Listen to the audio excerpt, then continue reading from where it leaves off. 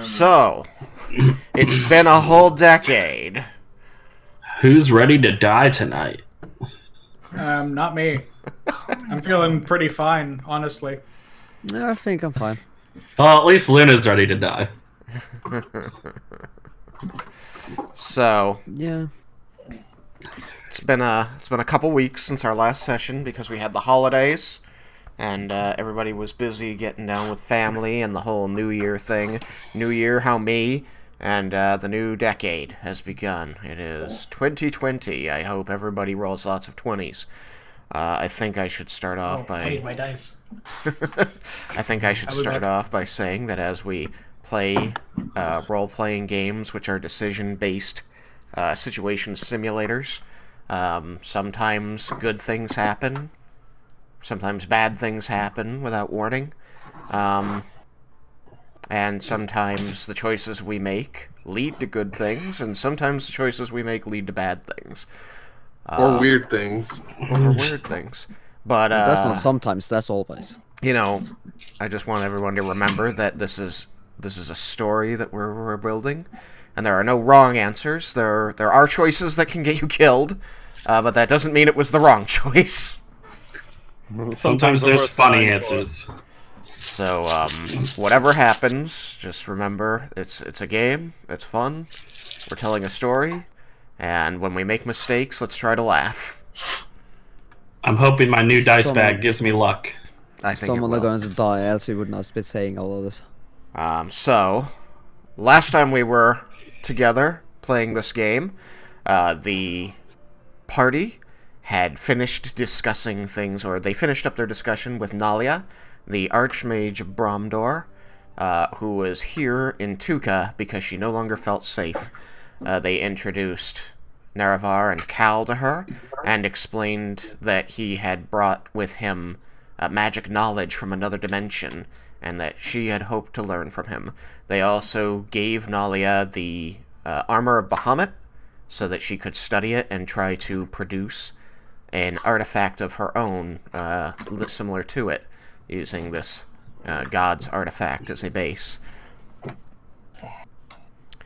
After that, the party departed from Nalia and Naravar, once again back to just the original 7 of them.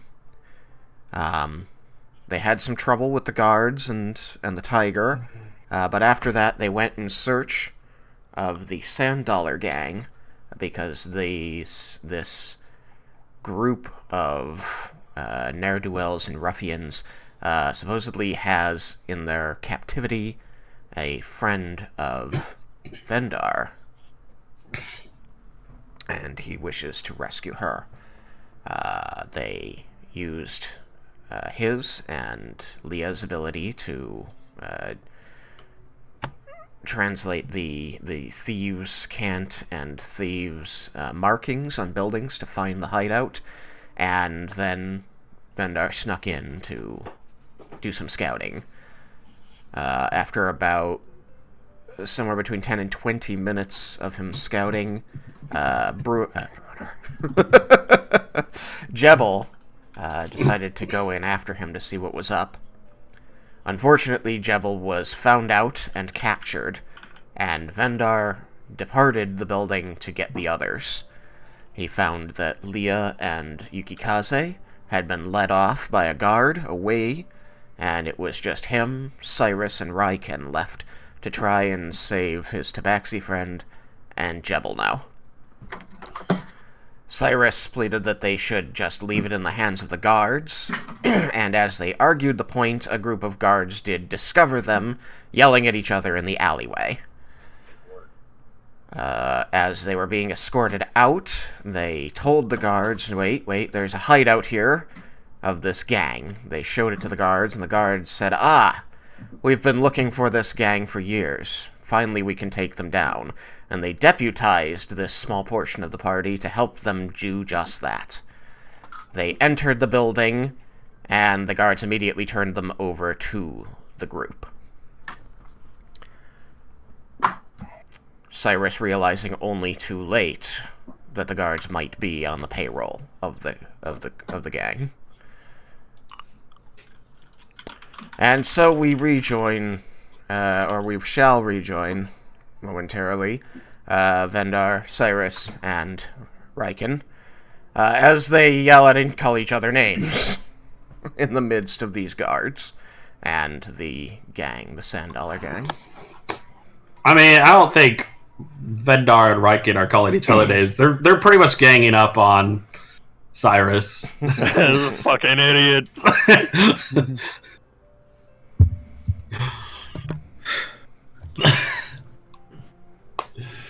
Real quick, sorry, I missed a whole bunch of stuff. Okay. I'm fine without the recap. Just where are we starting? We're starting with Raiken, Vendar, and Cyrus currently being surrounded by guards and other bad people. Okay, thank you for The Sand Dollar Gang. Sorry, I was getting a stupid feedback, and I think my speakers for my computer just went. So, all right, I'm good now. Okay. So, Leah and Yukikaze, Yo.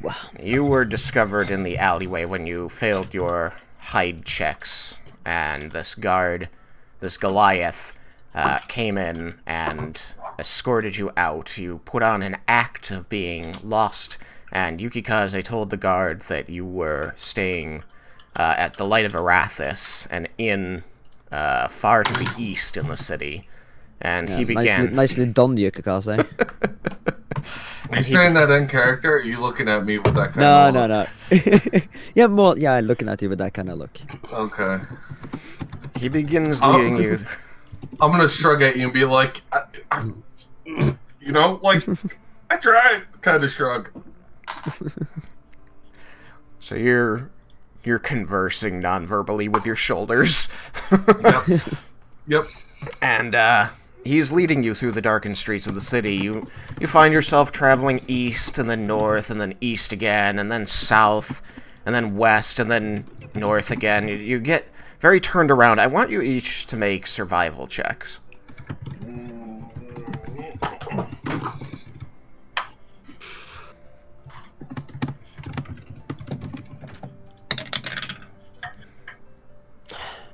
You betrayed me, Dai. Already. First rolls of the new decade! No, that No, was because earlier I had today. it. Yeah, you remember it's a Thursday, so we already had a session on my campaign. Yeah, but I'm not counting your campaign.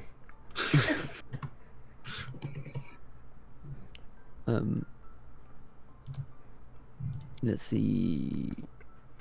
Survival. Okay, well, I'm proficient in it, so it's better anyway. So 14. I guess Yukikaze got really turned around. God damn it. That's not good coming from the guide. I'm really good at it, but maybe someone distracted me. I'm sorry. I got an 8. It's because you don't It's all have these your star buildings. chart in front of you at the moment. You can't look up and compare things to the sky.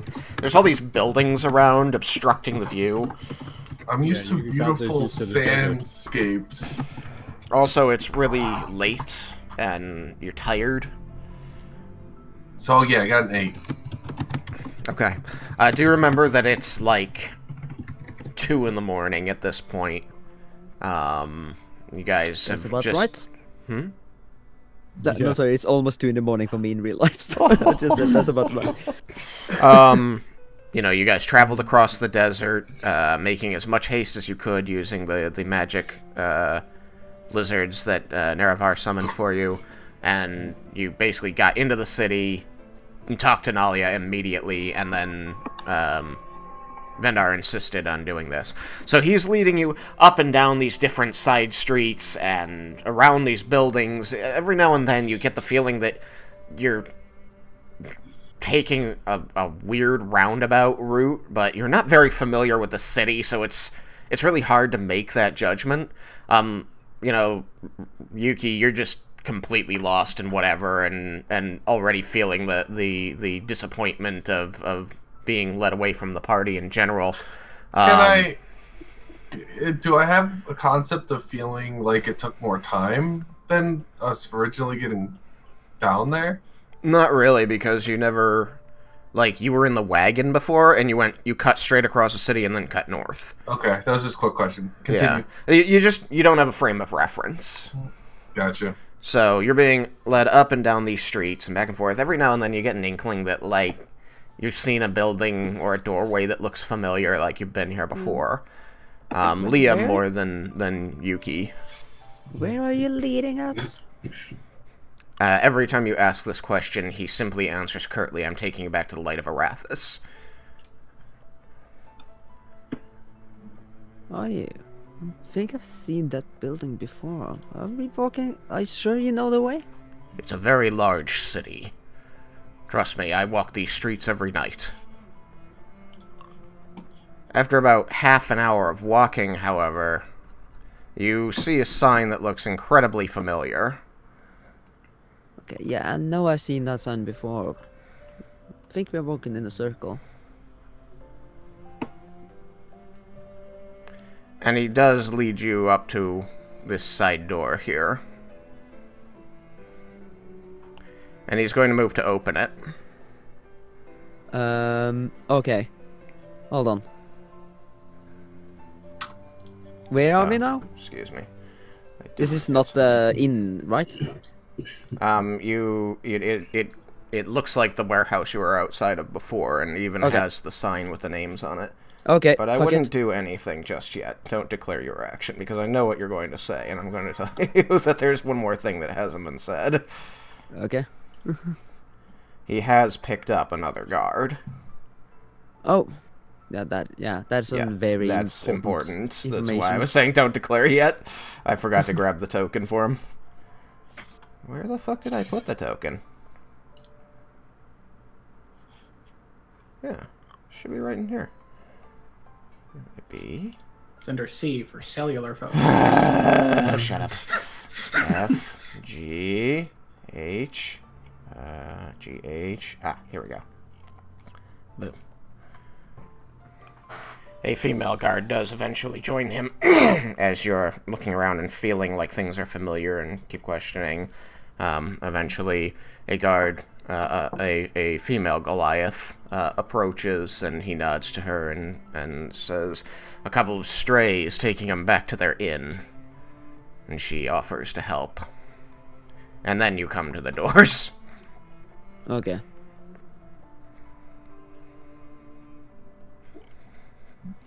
Well, Quiet. Oh, go ahead. yeah, no, I'm still gonna do it. Okay. Because, yeah, I'm just gonna Like, close. as you're also doing that, I'm gonna kind of be like, this doesn't look like the end, right? Because we're walked up to these doors. Yeah. Yeah. I know what's going on, so I'm going to use eye bites on the original guard. Okay. It's an action to cast concentration up to a minute. For the spell's duration, your eyes become an inky void imbued with dead power. One creature of your choice within 60 feet of you that you can see must succeed on a wisdom saving throw or be affected by one of the following effects. And I'm gonna try and put them asleep. Okay. It's dread power, not dead power. Dread power, you're right. It's fine.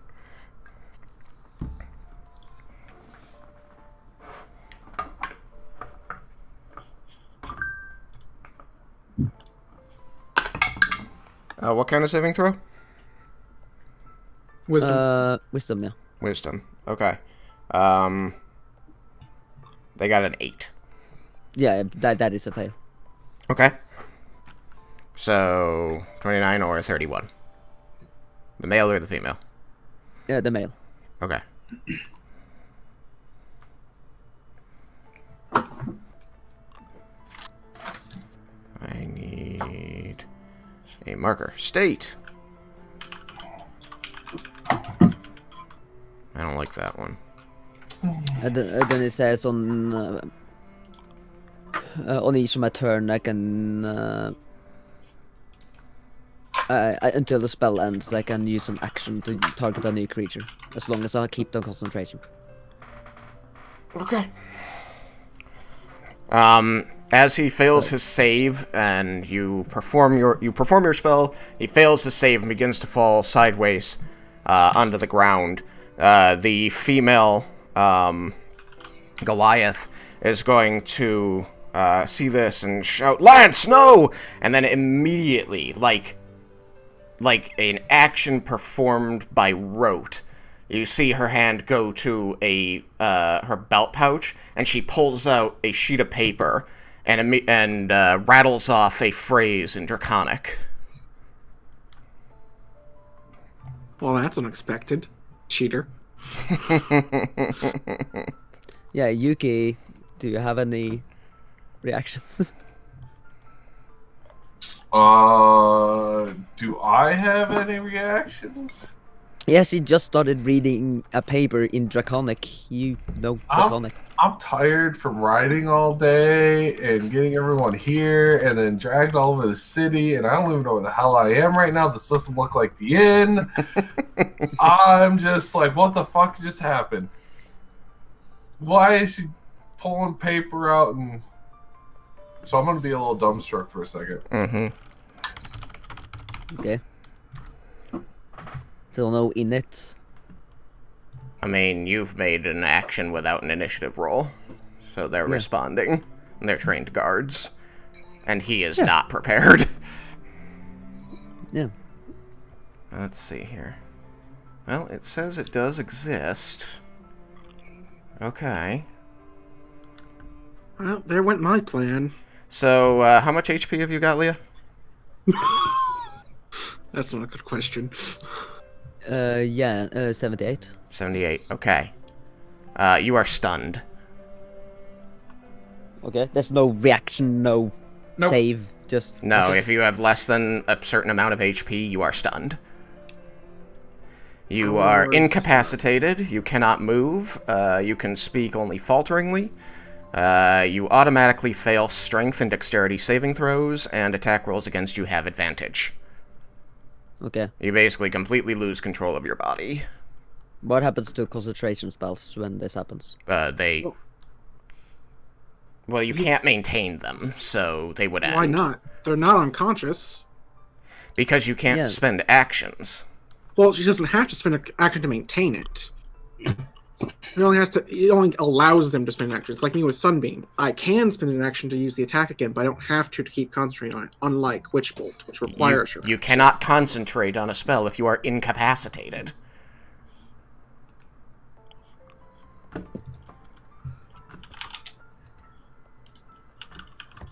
Yeah.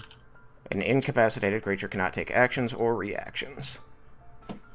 Yeah, it does specifically say I'm incapacitated, so yeah, I agree. I just asked because, you know. So it would end on your sure. next turn. So he'll be stunned for the rest of the round, or stunned asleep.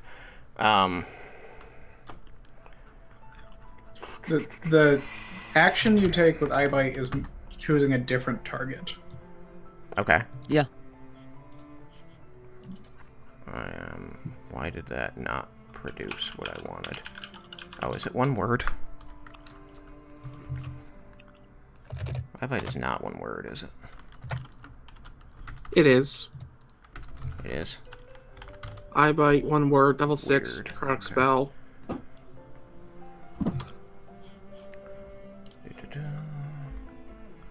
For the duration of the spell, the target falls unconscious. It wakes up if it takes any damage or if another creature uses its action to shake. So they would stay asleep. It says here. Yeah. So you'll lose. The duration is 1 minute concentration.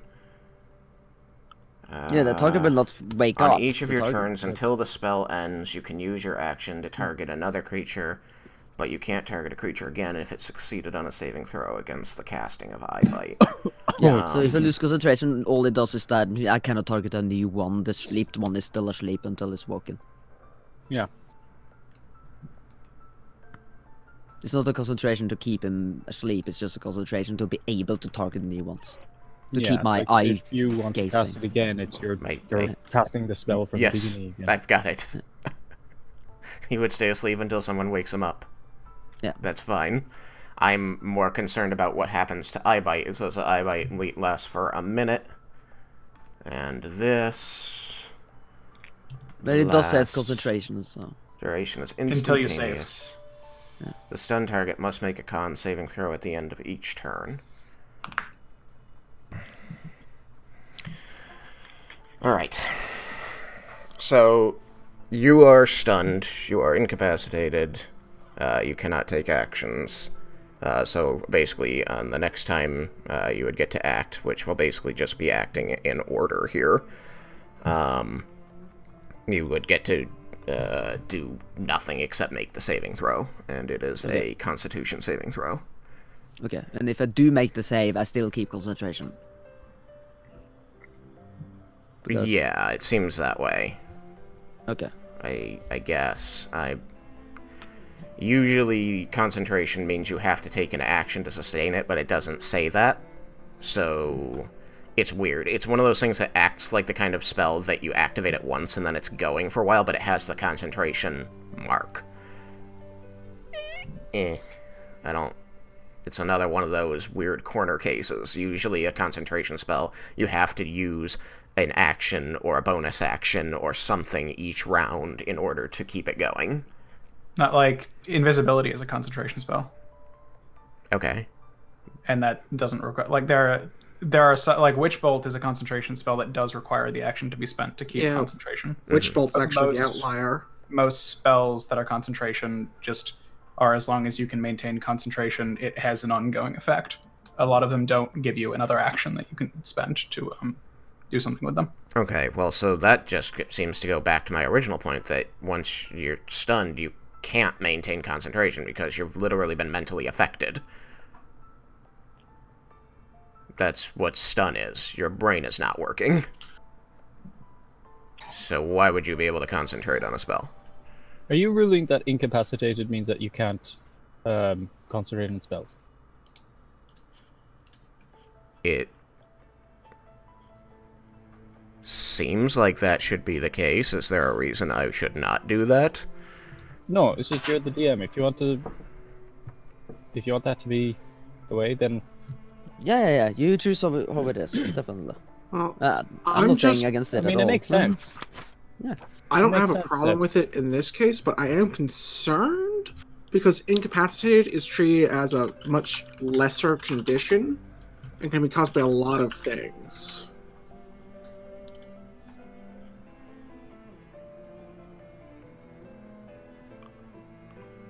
So I'm just nervous that this may have bad effects down the line.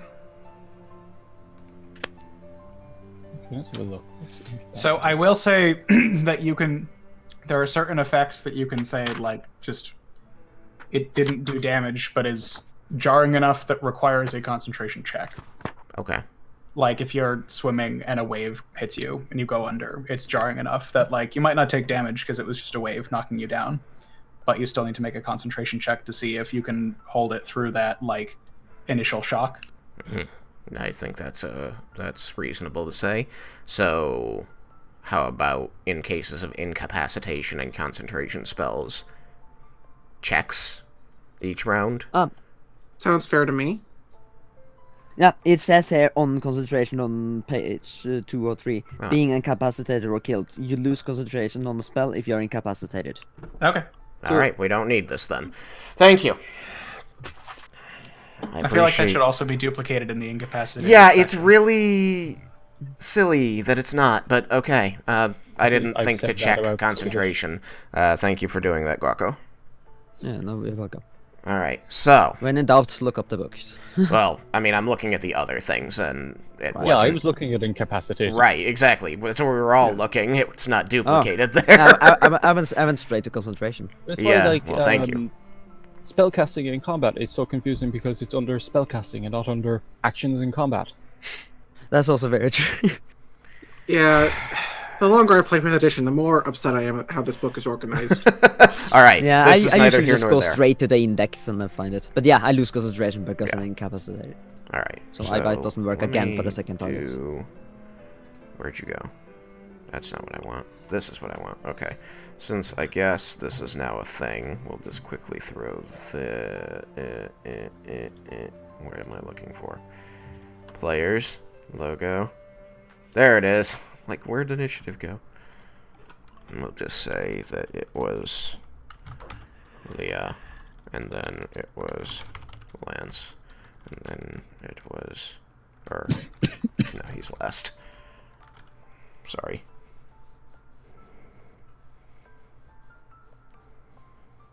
I just remember that my familiar is also with me. Okay. She's there. I don't think she can do anything in this condition, but she's there, so... Okay. Yeah.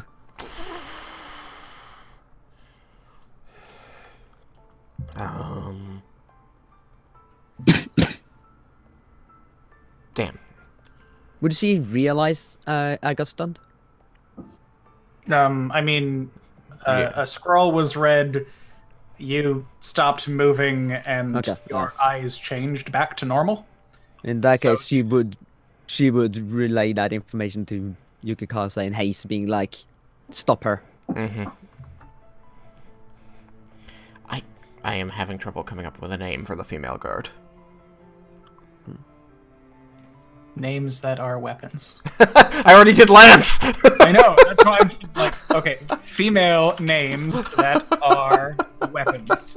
Lancet. Oh, God. Lancina. No. Desdemona. Where have I heard that name? Desdemona Scimitar? was a name of a place. It's, isn't it one of the moons of one of the planets in the solar system? That's entirely possible because Desdemona is the name of a character in Othello, Right. and It's, yeah, they're all What about Shakespearean. Yeah. What about And- Sai? is it Neptune that has all the Shakespeare moons? Jupiter has 16 moons. They're not all Shakespeare though. No, they're not. I think they're all. Jupiter have like 60 moons. Is it Saturn that has like 60 moons?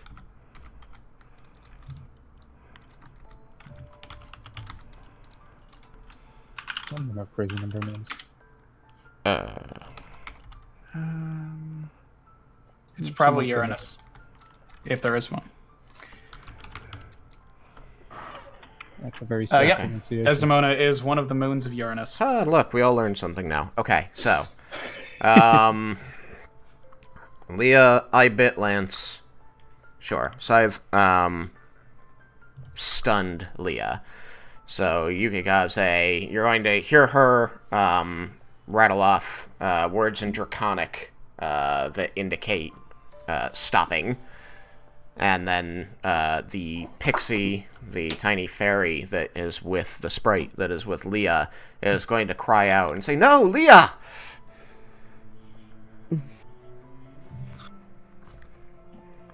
And I'm gonna quickly think to myself, we just came from What a wonderful possibly world. a very bad area, so the probability these guys might be bad is possible. And Leah and I noticed Leah doing something, right? Even though it's kind of like, what the heck's going on? Yeah, I mean, my eyes went black. Yeah. You are aware. It is very obvious when people cast spells, Okay, and you have seen her on. cast spells before. This is not one that you've seen her cast, but like it's kind of. It's very obvious something is going on. Yeah, she looks completely dazed and out of it, and the Goliath woman is now, holding the scroll, aside, and trying to ready her lance with the other hand, is saying, "Into the building now!" Attack, damn it. I'm trying to make this cool, thank you very much, reasonable and right. Too late. I'm just gonna... Yeah, you're with the wrong group of people. No, I don't think this is gonna end well. No, and if they were reasonable, they would have said something before just doing something like that. So, all right. Well, I mean, to be fair, Leah started things. Yeah. And yeah, we're the unreasonable ones. Hey, never be afraid to be the first to resort to violence. We're not mercenaries. Words to live by. We don't know how to Really? negotiate yet. all right. Enough talking. I'm gonna draw my sword attack because I'm thinking we came from a bad area. This guy was from the bad area, so we're in a weird place. I'm gonna retaliate. Okay, so you draw 2 swords. Yep. It's odd feeling the weight of those swords hanging off your belt without the armor buffering in between you. Oh, yes. Oh, yes, indeed. Oh, yes, Rip. indeed. Alright. So, This is bad. well, I'm gonna say it's like... Oh, do I want to speak? No, I'll let them speak first. I'm just gonna swing, because I'm tired. Something's going on. I'm tired. I'm just swinging. Alright. No, Sumemaru is still damaged, so I haven't repaired that, so I can't do 2 long swords. So, And you're not attuned to Bleeder. yeah, but I'm still attuned to my short sword, so I'm gonna have my short sword in, my long sword out. Okay, so keep him our own key. Yes, keep it our own key. What swords are you carrying on you? Yes. He's got 1 long sword on each hip. He's got a short sword beside one of them, and I assume that he's got Bleeder slung across his back. Or did you leave Bleeder in the wagon? Usually it's strapped to my bag, which is probably in the wagon. Okay, so Bleeder's in the wagon anyway. So he's just got 3. Oh, wait, I need a D8. That's what I was looking for. And he's almost 8 feet tall. D8. That's She is going to strike the one who actually the one Opposed who's to awake. Goliath. Yeah, the Goliath is 8 feet tall.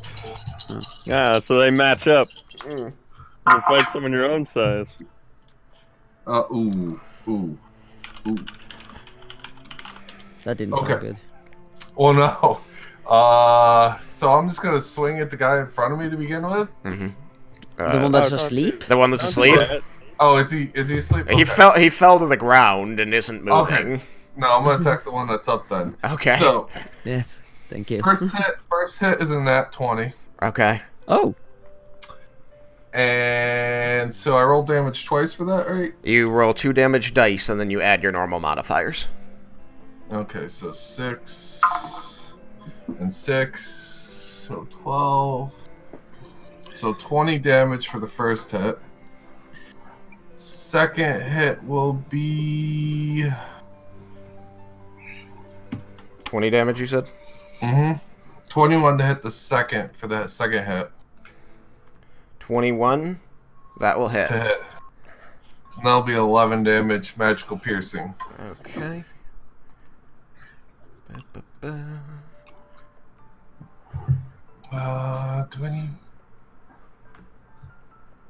No, most of those use my reaction, so I could take my bonus action and swing again with that.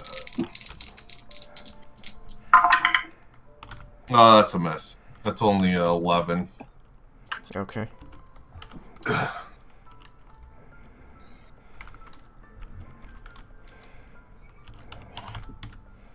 So you've used your all of your actions attacking 3 times. What in Sam hell's going on? I don't know what I'm doing. Yes, I used my full attack.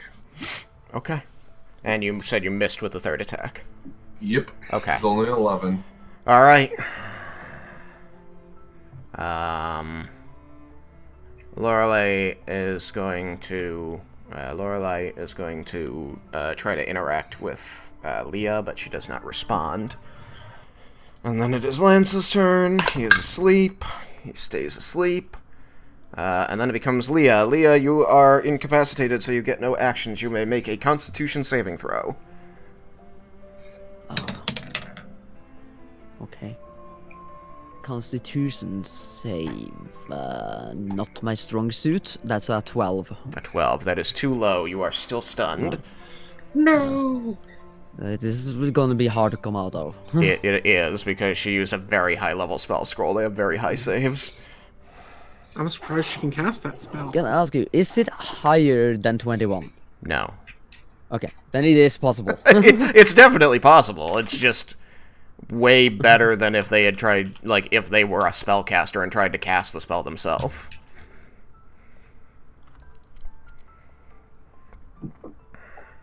Now then, after Leah, it becomes I's turn again. She is going to spend her action waking up Lance. Of course she is. There goes my fucking plan.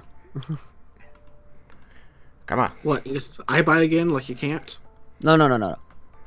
I was just gonna attack her, but I'm just gonna keep her busy so she couldn't awake him. But Alright, so he's laying on the ground. She shouts at him and kicks him awake. What? I wasn't sleeping on the job. She says, get up! Help me take them down! That brings us back to...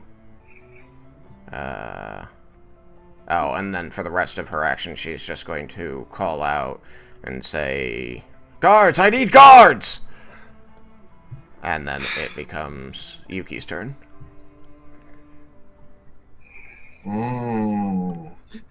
It's turning into the tip of the pillar all over again. At least it's not my fault. Isn't it? Is it not? I mean, it's kind of your fault. I guess it's sort of. This is all due to your freaking keys. It's not my fault. You all get caught. Alright, Yuki, what are you doing? Swinging my swords around Okay. like a crazy person. Okay, which one are you 'Cause attacking? They're both awake now. One's laying down. Prone targets grant advantage. Yeah, but I hit the one lady pretty hard, so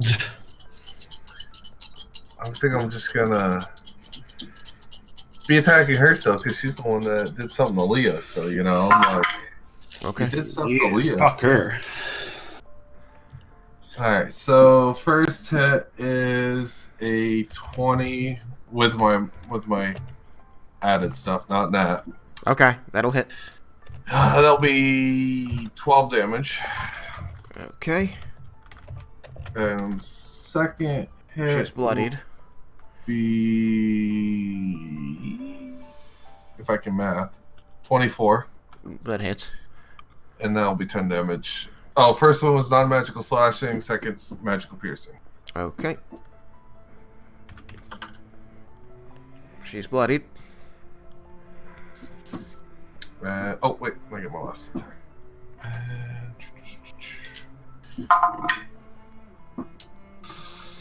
That is 25 and 11 magical piercing. Okay. She is still bloodied. And that's my full attack. Alright. You see Laura Lee fly down onto Leah's shoulder as she just sort of wobbles in place, looking just completely disoriented, her eyes constantly rolling back into her head and then falling forward. And you'll see her place her hands against Laura Lee's neck, and she glows slightly, and you hear the spark of electricity.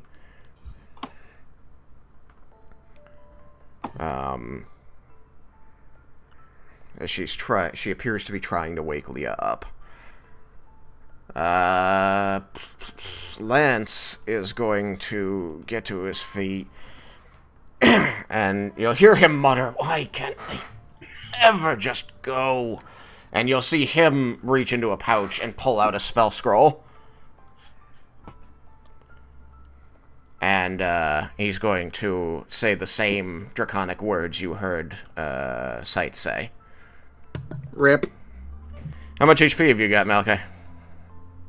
Max or current? Current. Wait, no, I have full. It's I current. haven't got attacked. So, well, I haven't been hit, so 89. 89. All right, you are stunned. What? Oh, damn. Yeah. You need a lot of HP. Yeah. I don't understand how your health is 89. You know, I'm one level less than you. Uh-huh. And I'm 1 hit dice less than you. Yeah, you only have 5 more health than I do, and I'm Apparently, he's rolled really shitty. I've rolled average, unless you guys are rolling maximum every single time. All right. So, Malachi, Yuki, the world goes dark and you see stars. You are completely disoriented, and you are no longer have a sense of where you are or what's going on. You just are vaguely aware that there's physical contact being made with your body. You can't really tell if it's painful or not. You don't know if someone is stabbing you or punching you or simply touching you. You just are vaguely aware that there is shifting bright and darkness and that something is in contact intermittently with you. You lose all sense of the passage of time. Son of a bitch. Leah, same description. Don't I get another con save? You will.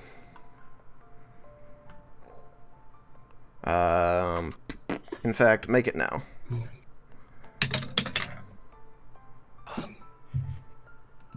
Seven. No, you are still... I know that. still dazed. So, Throw that dice away. I mean, that was faithful to me earlier.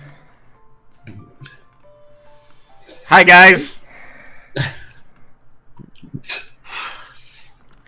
You hear the door over that way open in the middle of your argument, and I will say that as you've been sitting here berating Cyrus and telling him that you're gonna let him die, all the people around you are just sort of looking uncomfortably at each other.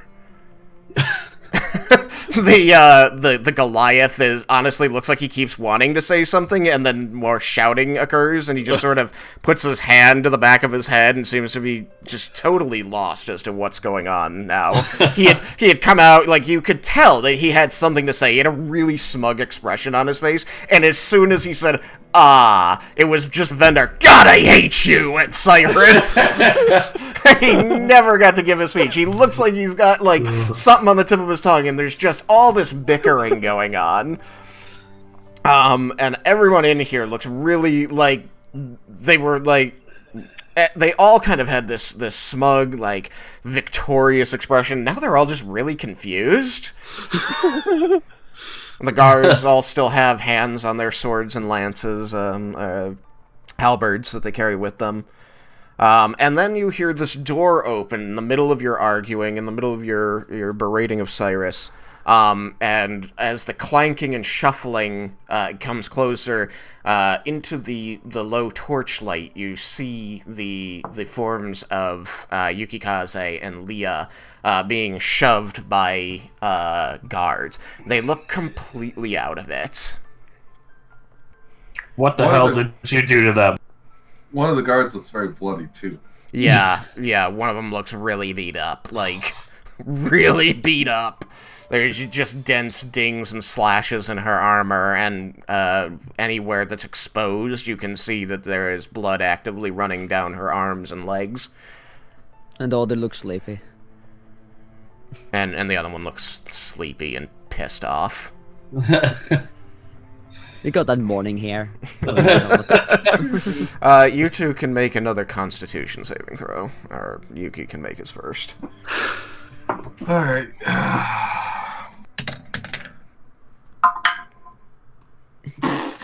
Really? Frick you! 14. A 14?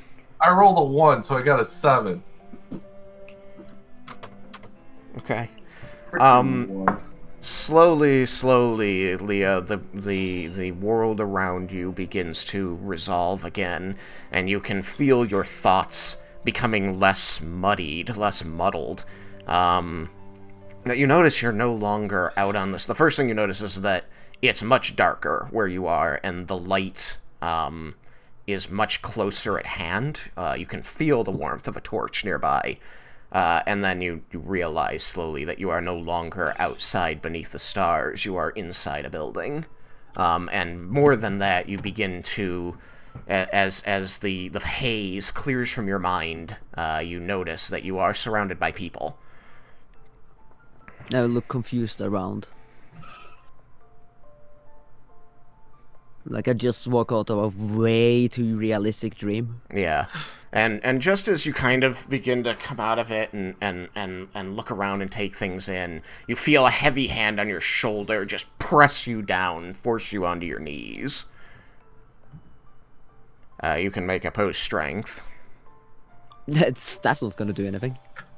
Or you can not. I mean, you can choose not to fight it, which would probably result in less injury. No, she probably won't even notice a 4. Remember how I had -1 in strength? I mean, I rolled a 3 on their die, but they have a much higher check.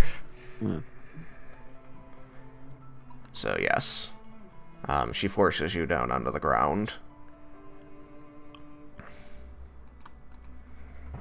And you're just going to notice the other one just sort of presses Yukikaze down, like, without any real intent. Very, like, disinterestedly. And he goes down without any sort of struggle. He's still, like, doesn't even seem to really know what's going on. Do I see my friends? Yeah. You know, you are surrounded by boxes, and you see a bunch of people you don't recognize. But in among the boxes and the shelving, you do see that surrounded by 3 glimmering guards with their lances and their, keep saying lances, halberds in hand, are Raiken and Cyrus and Vendar. And I'm going to yell out to Raiken, "Dad!" What are you doing with them? Are we quite done arguing now, then? Do I have your attention? The Goliath here. Not here! God damn it, get back over there. Yes. I was trying to drag select him. The Goliath, who is not wearing plate armor, shouts at you, and he's glaring directly at you, Raiken. What? I have nothing you want. Look, it's all very, very simple. Your group took something from us, so we've taken something from you. Give it back, and yours shall be returned as well. We don't have any interest in holding on to hostages. Well, bring her out. And Jebel too.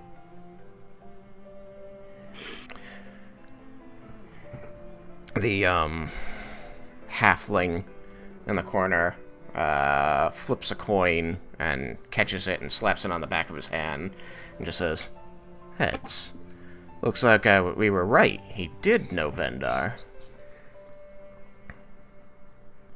And he will kind of chuckle to himself and then move out of sight through the door. What do we have that you want? The Goliath in charge seems to cast a sidelong glance at you around the corner of the wall, and says, "Your friend Vendar Draknir has taken possession of some of our tools of the trade." Tools of the trade? Can it be more specific? Lockpicks. He has our magic lockpicks. That's what I want. Why not just give him the fucking lockpicks and let's get out of here? Who teaches you to speak? Lockpicks until we get out, man. What's to say they wouldn't just murder us if we give them lockpicks here? It's gotta be a trade. This was supposed to be just a fucking scouting thing, and you all got caught like idiots. I just wanted to see what they wanted. Shut up and let's see if they even have anything worth bargaining with.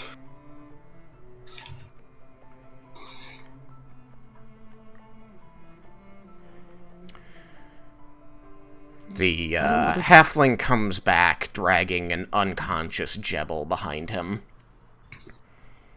Jebel's only slightly smaller than him, so it takes some effort.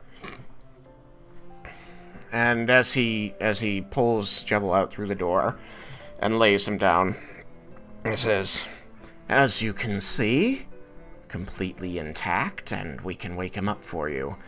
And as you know, that's the first part. This is proof that we have something you want. Show us that you have what we want, and we'll show you the girl."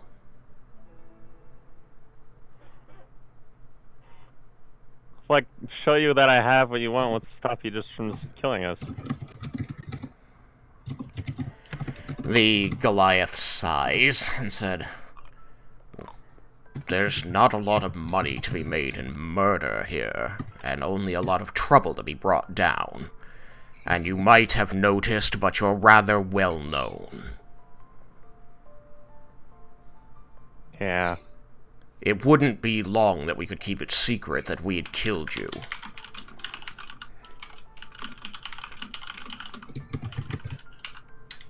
Alright. I'll pull out the lockpicks and show it to him. Alright. Vendar pulls out a leather pouch and pulls out the clasp on it and flips it open, and inside all of you are able to see, glittering in the torchlight, a set of golden metal lockpicks that seem to glimmer a little more than they should, given the weak torchlight here. Several different sizes. You've seen these at least once before, as you used them in the dungeon to unlock doors.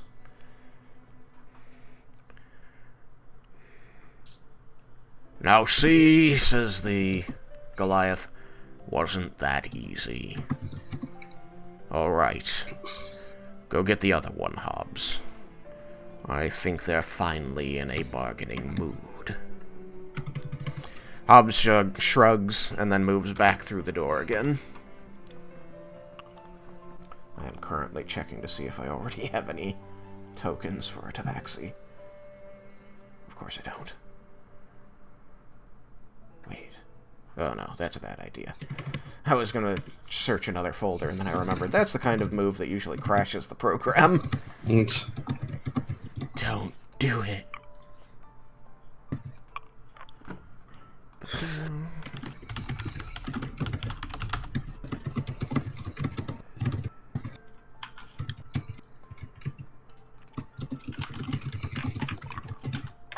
That's nice.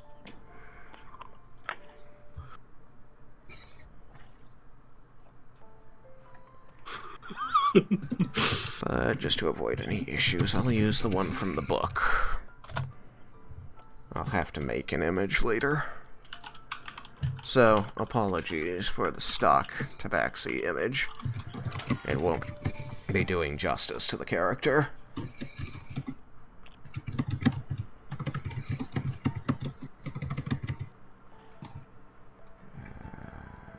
Dates. There. 2020. Alright.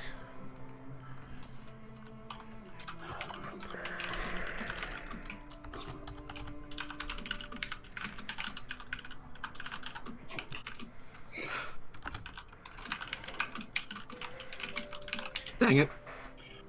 What? I accidentally just closed my window, so now I gotta reopen all my tabs. Oh. What You can go browser are restore you all using? the tabs. Chrome. Yeah.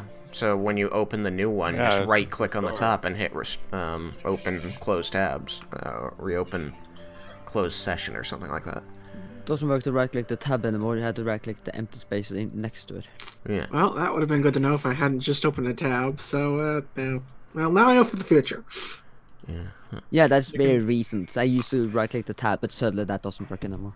I mean, I always just went into history, and then there's restore like X Yeah. tabs, and it has that for every window. I pretty much just have everything I need to restore pin, so it'll be fine. It's just annoying. Is going to hear after a few like about a minute, the clatter of wood through the door, and you're going to hear an indignant female voice saying, "Do not touch me. This one can find her own way." Before the door reopens and the halfling reappears, pulling a rope that is tied around the wrists of a blindfolded female tabaxi. She's dressed in the nondescript beige and white silks that are very common here in the desert. She's wearing very worn brown leather boots, and she has equally worn leather fingerless gloves over her cat-like hands.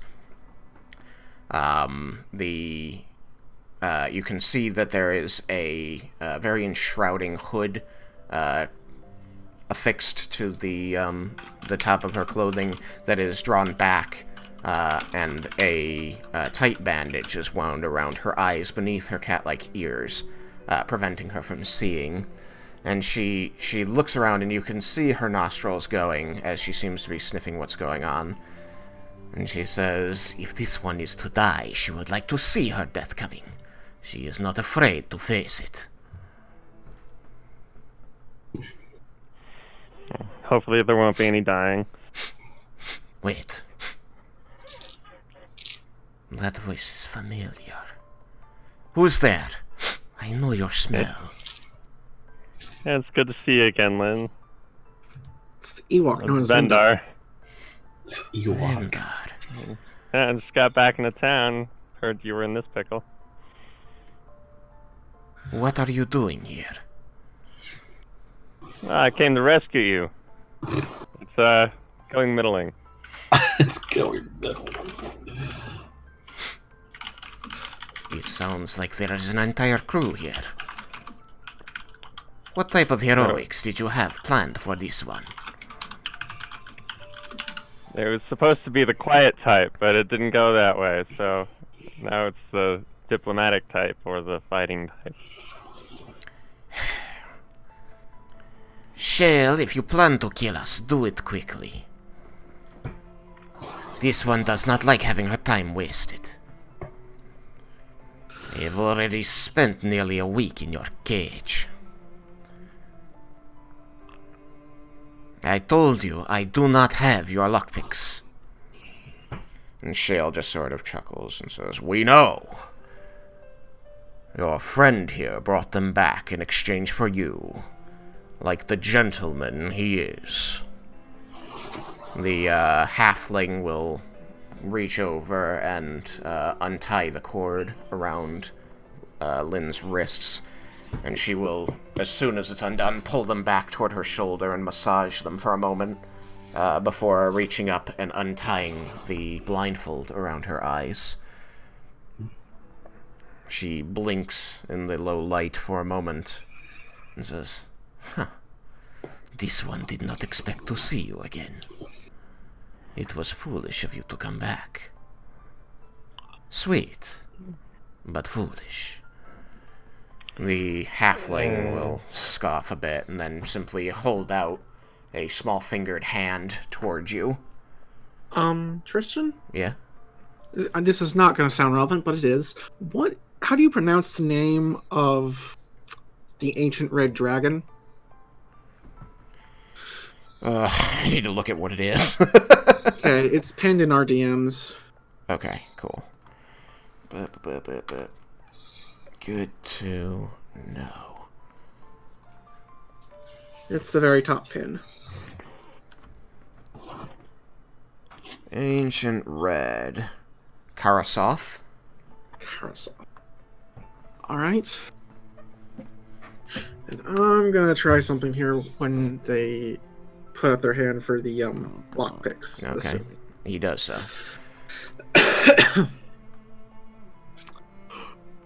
I'm going to say... Excuse me. You should know this may not turn out as you hope. whether you get these lockpicks or you kill us, there's going to be you're going to find they're much more trouble than they're worth. Because you don't know who you're stealing from yourself. The halfling pulls his hand back and massages the bridge of his nose before looking over at you with one eye and says, "And what exactly is that supposed to mean?" It means this. I'm going to use my artifact to turn my scales to red. Okay. And say, I am Draconic Sorcerer, a child of, how'd you say the name again? Sorry. Karasoth. Of Karasoth.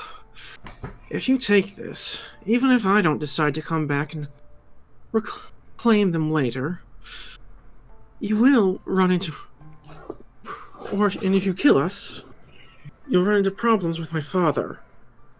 I don't suggest pissing off one of the original children of Tiamat. You're gonna need to roll deception. And possibly intimidation? Let's start with the deception. Deceptioning. Thank goodness for halfling.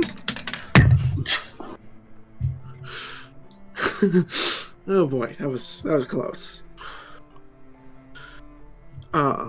Deception. I know I'm decent at that. 22. The Dragonborn is going to march directly up to you and glare down at you and say softly, "That can't be true." Do you really want to test it? Where is he? What, you think I'm going to tell you that?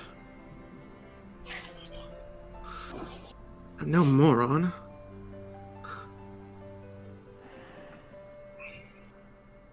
It's worse than I thought. And he's going to quickly take a step back from you. And, he's going to signal. He's going to make a hand gesture and say something in, Draconic. You speak Draconic, right? Yep. Okay. He shouts, "Get them out of here now!"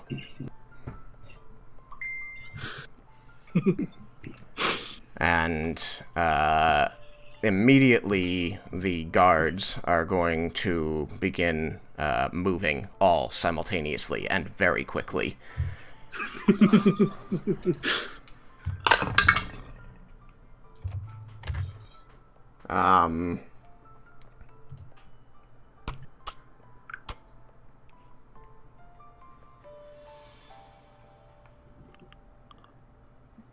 Vendar, you're going to notice that as the guards begin moving, the halfling in front of you, his hand is going to dart out, and he's going to try and snatch the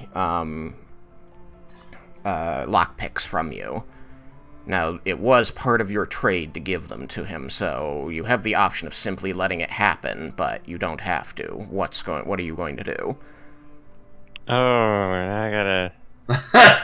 I'd like to also be subtle casting Detect Thoughts on the Dragonborn with a very strong reaction. Okay, you're going to find that you are dispelled. You have no idea why. Okay. Well, rip that spell slot.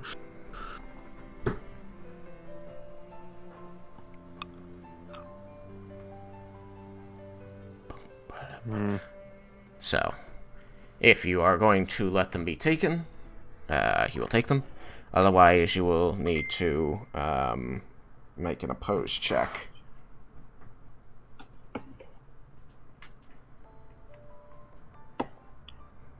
They're moving... So, what are the guards doing?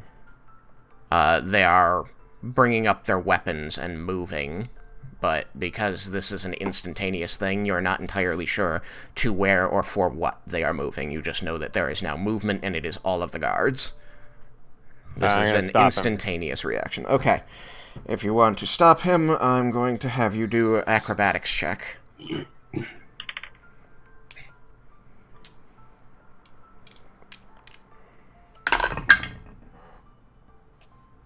Alright.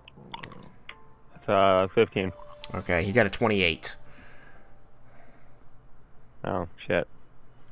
So he's going to succeed in, as he, as his hand darts out, he also, like, slides to the side, sweeps them off of your hand into his other waiting hand, and then tumbles away from you. That was impressive. Yeah. You gotta get out of here. And he's immediately grabbed by one of the Goliath guards.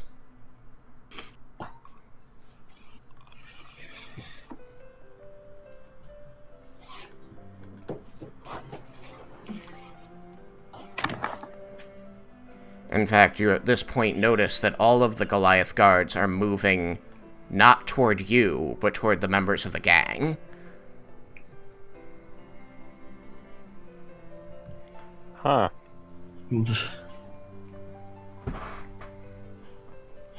So, you've Is said it we've because got to of- get out of here, and the guards begin all moving, but you very quickly notice after this moment where the halfling was trying to take advantage of the confusion of the situation and succeeded, you now have the ability to respond. So, where are people moving now that they see they are not the targets of these Goliaths? Is Yukikaze still stunned? That's a good question. This was a decent conversation. Yukikaze, please make, like, 5 more con saving throws. Oh, Jesus.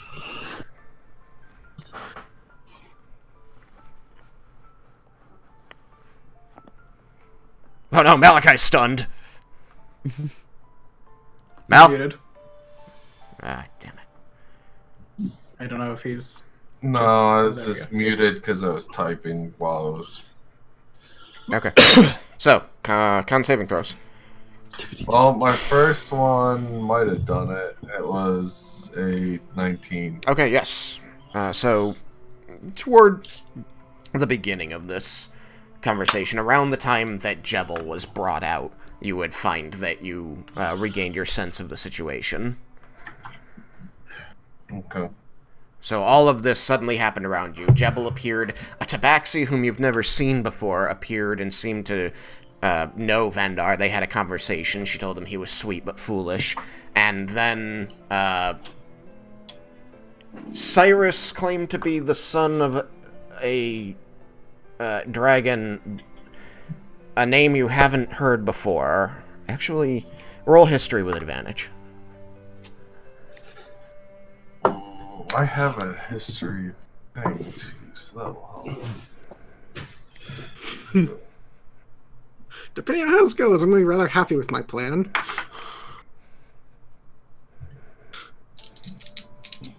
So roll history with advantage, you said? Yeah, so 2d12, use the higher. 23? Okay, 23. You do recognize this name from stories that your tribe has told back from, your childhood and up till recently, because the stories of your heritage are something that are constantly shared. It's part of the pride of the Dragonborn. So among these tales of Shagrazir versus Shisharan, you also know of the other children of Tiamat. And you know that Karasoth is the name of Tiamat's favorite child, the Red Dragon. The first Red Dragon on this world. Dun dun dun. And Cyrus has just claimed that Karasoth is his father. Like, Oh, so up until now, he has had gold scales on his skin. His scales are now red. like, that's for real? Like, because he's not lying about that. You can roll intuition, your intuition. Deception? No, Insight. insight, thank you. I'm like, I know it starts with an N. I already rolled mine and I completely believe him. So roll insight. This is your best gamble ever. Mine? Oh yeah. Yeah, I really hope that's not sarcastic. Yeah, I rolled my insight die before he rolled his bluff. Dice, why are you being so nice now? Okay, what'd you get? 17. 17. What was it? It's Remind not me. there enough. I got a 22. Okay, yeah, it's far as you can tell. Everything he's saying is true, and his scales are red. You don't know a lot about sorcerers, but, like, if his scales were gold and now they're red, something's definitely up. So yeah. He's legit. So, and then the Dragonborn Yeah, in the room, the other Dragonborn with the bronze scales, immediately walked up to him and looked very troubled.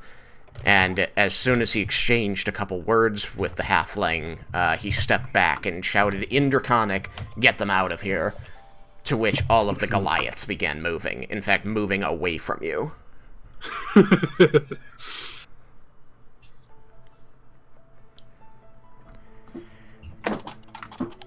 Vendar shouted, "We gotta go." So the question is, what are you going to do? You are still on your knees. As you woke up, you found you were on your knees in front of this Goliath who seemed to be lording over you. I get up, and do I realize there's a back door behind me? Like, you're surrounded by boxes, so, like, the layout of the place isn't immediately obvious. And you were dazed when you were brought in, but looking around, like, the doors are tall, so there's a chance that you can catch a glimpse, like, roll perception.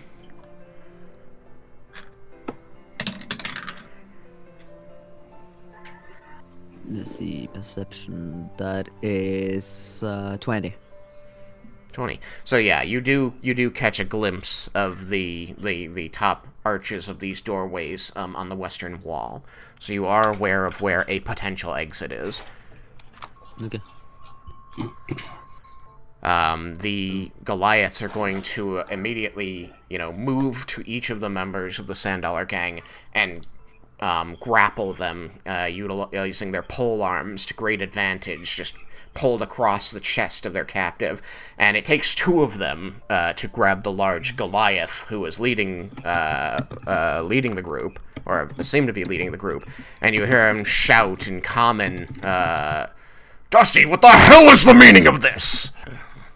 I'm gonna signal to my group that we can go behind me, like wave at them and show them to come over to me. And retrieve your picks, then let's get out of here. Okay, I'll grab my picks. From who? From the From the halfling, right? Yeah, but he's getting grabbed by a Goliath and getting dragged away. Oh. I mean, you can try. But, like, as he swept it into the other hand, it just disappeared into a pocket somewhere. So you can make a guess and roll sleight of hand. Alright, I'll try. Okay. I'll start making my way out after I see him make his attempt. I got a 23. 23. Okay.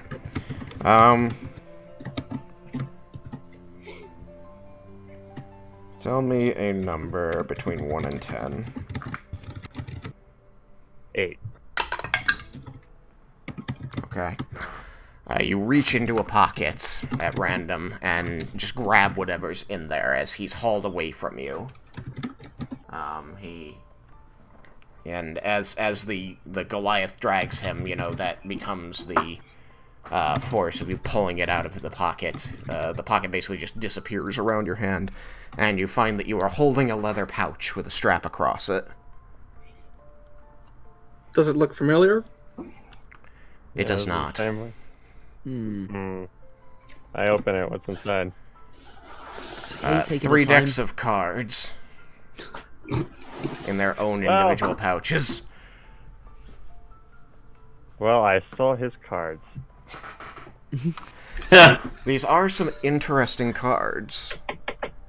I keep indicating for them to hurry. Yeah, like I'm pointing back. already on my way out. Like the second I saw Yeah. Vendar make his attempt, I'm leaving. Get Lynn and Jebel make sure we're going. So they get dragged away noisily, fighting their captives and shouting at the Dragonborn. And you begin to move toward the other exit, and the Dragonborn is standing there with his arms folded, and says, in Draconic, you'll find that you cannot leave. And why is that? Because my organization is surrounding this building. What? I don't understand any of this. I'm still trying to move towards the door. It's not stopping me. He's not. He simply is staring at those who have not moved and is talking to them very seriously and very casually. Yeah, but Yuki was next to me the entire way, so... And he can understand Draconic. Are you following me? Are you stopping me? What are you doing? Yeah, Yuki, there's something going on here. They're speaking in Draconic, and a person you've considered an ally this whole time has just told you that he is the son of the most evil red dragon ever born onto this planet. Yeah,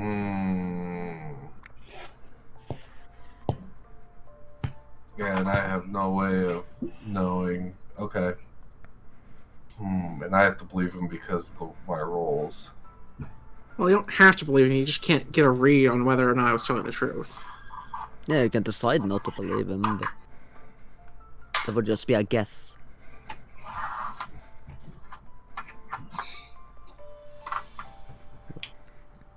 People don't believe a lot of the things I say, even when they're true. Yeah, I'm just asking you if you were going to stop Leah when the Dragonborn said in Draconic that this building is surrounded.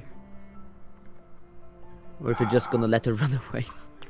I have 8 lessons in Draconic. I can roll to understand, right? You can. The DC is high, but you can roll. I'm gonna put a handle in. Like, hold on a second. We gotta be careful. There might be I got a truth nat to this. 20. There might be truth to what he's saying. To what?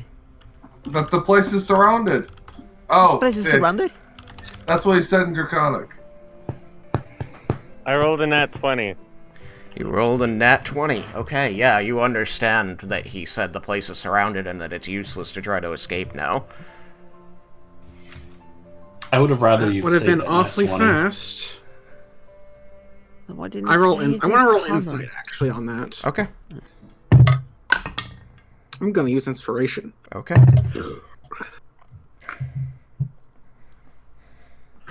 I believe I got a 15. Okay. Yeah, You but can't for the reason I tell. wouldn't be there, then I would just be like diagonally south of Yukikasa because he would stop me. Okay. There. As far as he could be, he's really hard to read, and he's acting really enigmatic with his posture and everything. But he does not seem troubled that you're trying to leave.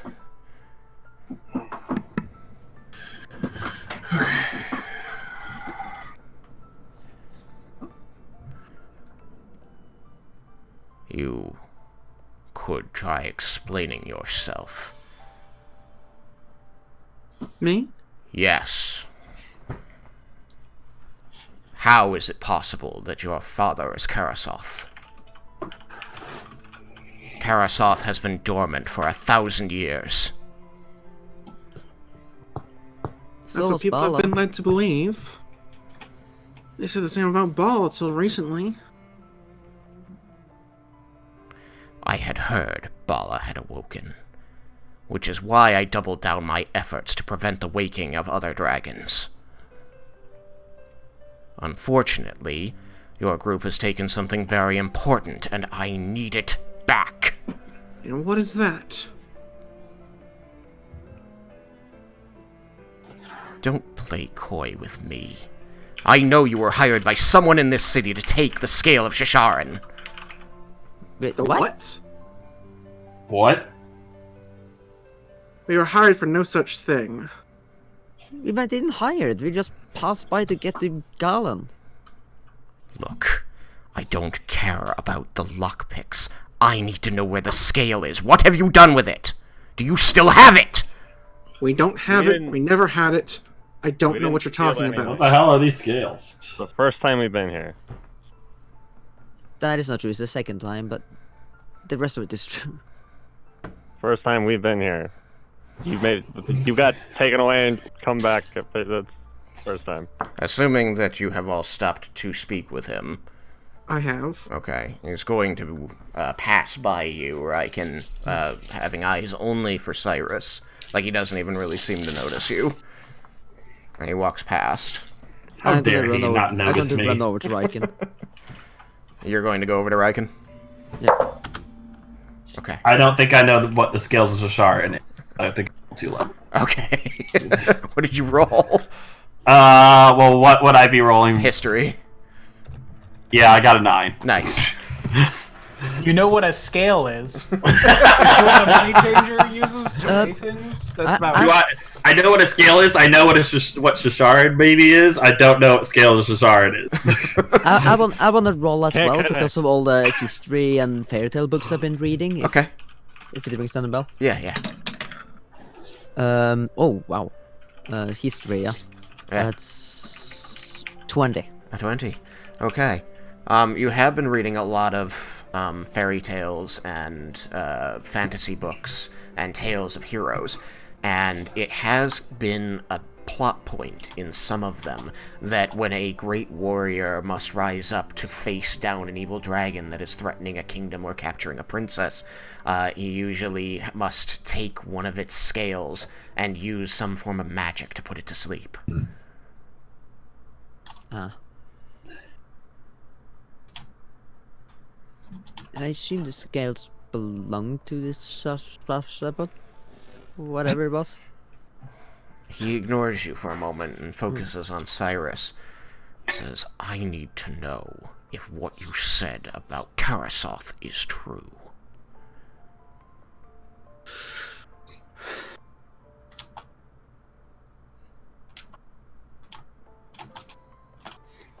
What exactly is It's your not. organization? It was a bluff. My best shot. I'm trying to let us hold on to everything all at once, but this is starting to ravel much more out of control than I'm willing to deal with. Do you have proof that you can offer? Because Red Scales is pretty convincing. The best I can do is that if you put me through a zone of truth at the Temple of Ione, or if this is removed from me, I'm allowed to focus on this for an hour and disattune it, gesturing towards a section of his arm, because I assume the armor wouldn't be visible at the moment. Right, are you going to pull up your sleeve and expose it? Yeah, I guess. Okay. You know that it's got a gold dragon scale embroidered onto it, right? I had forgotten that fact. maybe just killed the gold dragon and took its scale though. He's going to step forward as you show him the item, and he's going to grab your arm, roughly, and pull it up toward him, and he's not short. So you find yourself on tiptoes going, ah! This is what allows me to change my appearance once a day. Well, the appearance of my scales, more specifically. If I disattune it, my scales should revert back to normal. And he's going to look at it, and then squint at you, and then squint at it, and say, and where did you get such a thing? From my actual father, a gold dragon by a name that I don't know. To protect his identity. He's going to release your arm, and take a step back again, seeming to try to absorb all of the information you've given him. I confessed as much at the Temple of Ione in hopes of filling out the knowledge in their library. That is a very dangerous gambit that you're playing at, claiming heritage to one of the ancient chromatic dragons. I don't suggest you try that again. I don't intend to, but things were looking grim, and that was the best thing I could think of. Well, I suppose it wasn't, given the circumstances, the worst thing you could do. The sand dollars are not really dangerous, but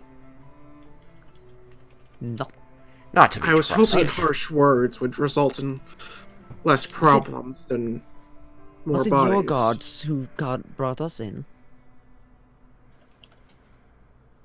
He, blinks at Cyrus for a moment, then turns to look at Leah. Says, yes. All the guards that are... And he brings his hands up next to his head and makes air quotes, says, on the Sandaller's payroll are actually part of my organization. I've been utilizing them as cover. How did you get a hold of such powerful scrolls? Well, they can That's be impressive. purchased from the Mages Guild. They're very expensive. All the you should know, all the guards in the city carry those. If you start a fight here, they will stun you. Good to know. Yes, we wasn't even trying to start a fight. I tried to make them fall asleep so we could run out of there. I feel it might be I thought they were pedantic of me to evil. try and point out that that is starting a fight. So what is your organization? Yes. My organization.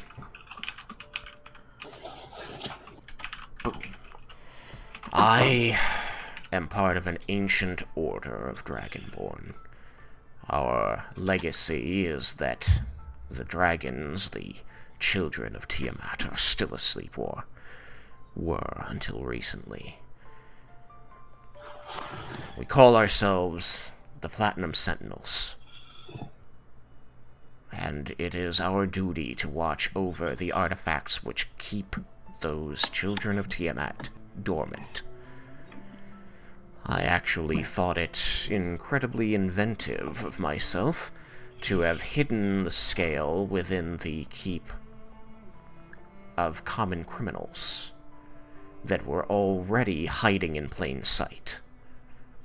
They didn't know the value of what they had, So but they scales guarded were it here. jealously for me. Who did, And or who did didn't you this mention scale about belong to? someone offering you a job Please, last time one we at were a in time, town? one at a time. Okay, so last time we were in town, there was this weird, I think he was a kobold. He tried to offer us a job to steal an item from the Sandallar gang, but we didn't take it. And then we went on our way. So he must have hired somebody else to do it. Okay, he's gonna nod at that. I want to know what Leo was trying to say. You said the scale. Who did you say it belonged to? Shisharan. What color dragon is that? Black. Black. That's That's the one chromatic, Shugger's yes? View defeated. So if I understand this correctly, chromatic is evil. The chromatic Metallic. dragons are evil by nature. And it is the duty of my organization to ensure they do not rise to power again. I see. So this scale was used to trap the black one? It was. And it was safely guarded here by these bandits for decades. But then it needs to be protected by all costs. My thoughts exactly. Which is why, if you have it, I want it returned. We don't. I never heard of it until you mentioned it. And I given thought a all of number the of the scales things were... turned sideways, that's why I gave up on the bluff. I thought all of these scales were part of fairy tales. I didn't knew they actually existed. You've seen this one, haven't you? I gesture at the armband. I didn't know what it was. I thought that was just a piece of jewelry. This one thinks she knows what you are talking about. I assume just all heads turn to stare at her. She's, standing in the doorway to the office that she was brought out of. She's got, like, one hand on it, and she's somewhat, leaning against it with the other hand covering her eyes a moment. And she says, very slowly, "This one spoke to your lizard folk. They called themselves Mr. Johnson. They offered this one a great deal of coin to steal this item. A glass trinket with a dragon scale within. Red and gold. Did you do it? I'm sorry, not red and gold. It was black and silver. And Black and black. Yeah, that's what it was. Thanks. Black and silver. Black on black. Yes. This one stole the item very easily and returned it to this kobold for a tidy sum. Idiot! What? Do you have any idea where he went? This one did not ask questions nor wonder at such things. You said She this was got about her a week ago? coin, and the job went on its way. It was not a problem for this one until the Sandola's tracked her down because of the lockpicks she stole the week before. So, the scale. You stole it, what, a week ago before you got captured? Yes, it would be 8 days ago now. Ew. Alright, we gotta find that. How? Raiken, do you know how to cast Locate Object? Hold on. Let me check. I'm obviously not going prepared. But Leah, how much information do you need to scry? More than this. We have a name, we have a creature type. What else could you need? The likeness of appearance. I don't recall meeting him. Is this one free to go? She would like to go home. It is very late. You're not going anywhere. You're responsible for this. That's not for you to decide. It's up to him. Vendar, Gesturing come towards on him. now. You know Lynn. She has been nothing but good to you. It would be really great if you could help us try to locate that, because I don't blame you for doing it. It's, life This one does out not here, see why but, it should be her problem. Because this black dragon could kill everyone, including you. You believe these stories. Vendar, you, a pragmatic man. I mean, we're trying to stop the green dragon that we know is alive and awake, so if the green one's real, the black one probably is too. But you believe that the scale is the way to bring it back. Something brought Bala back. Do you Yeah, know it what? seems possible. Cyrus, to answer your question earlier, yes, I can use locate object. However, the object has to be within 1,000. What about Locate Person? I do not have locate person.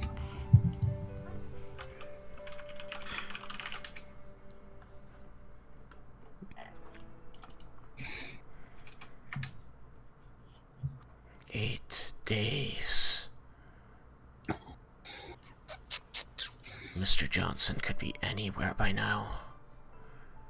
We don't have enough to track him. 1,000 years and I failed. It's not back yet. There's still time. Perhaps the mages at the Temple of Ion could help. Perhaps. Maybe we could get them to commune with Ione.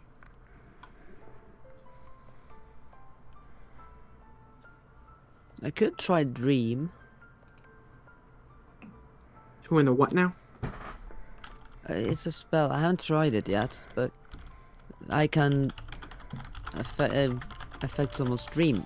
Give them, like, put me or someone willing into their dream to communicate or alter their dreams. We could try to fool him to reveal his location.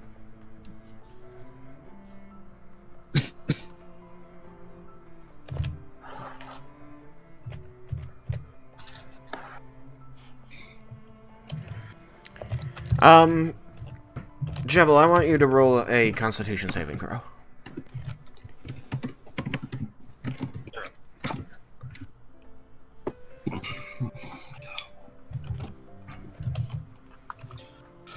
Alright. That's a 17. Okay. You're going to regain consciousness slowly. The world resolves around you. You find that you are laying on the floor, surrounded by your party and the Dragonborn who punched you in the face.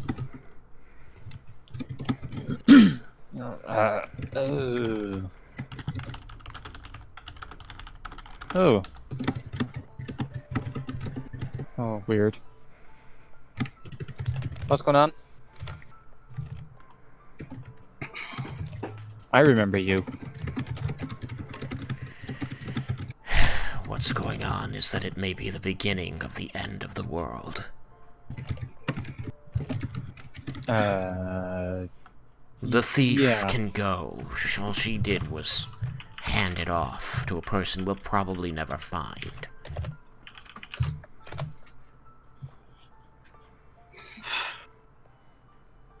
Well, if that is the case, then Lynn will take her leave of this place.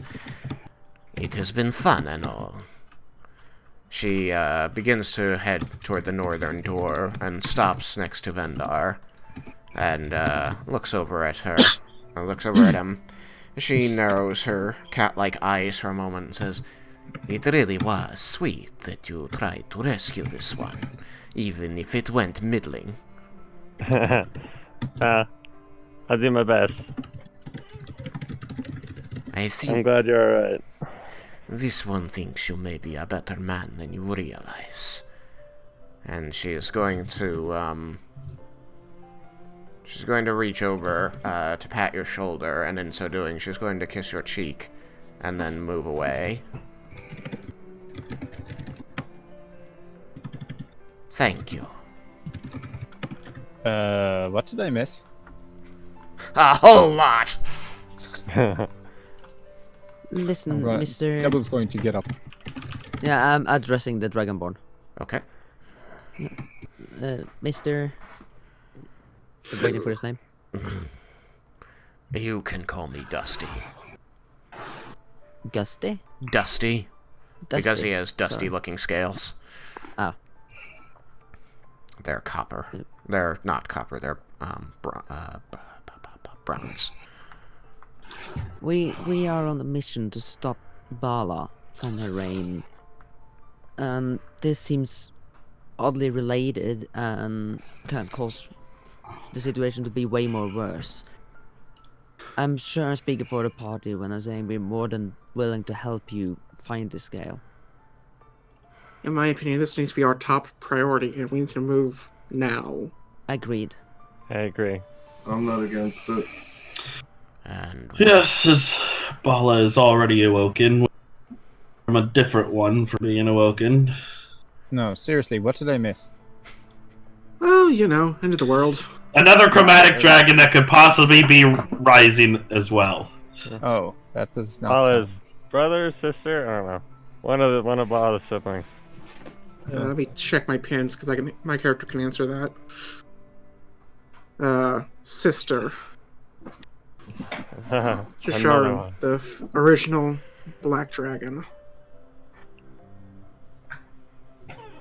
I do not think there is much you can do. In the middle of Well- the night, on no sleep. Correct, but You've been traveling all day.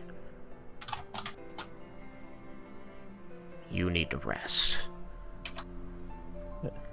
So how might they use the scale to awaken Shisharan? Would they need to go to her? Or go to a specific place? They need to take the scale to the place where she fell and perform a ritual. Well, if we can't find them, then we should go there and try to cut them off. I'm assuming that place isn't well known, or am I wrong?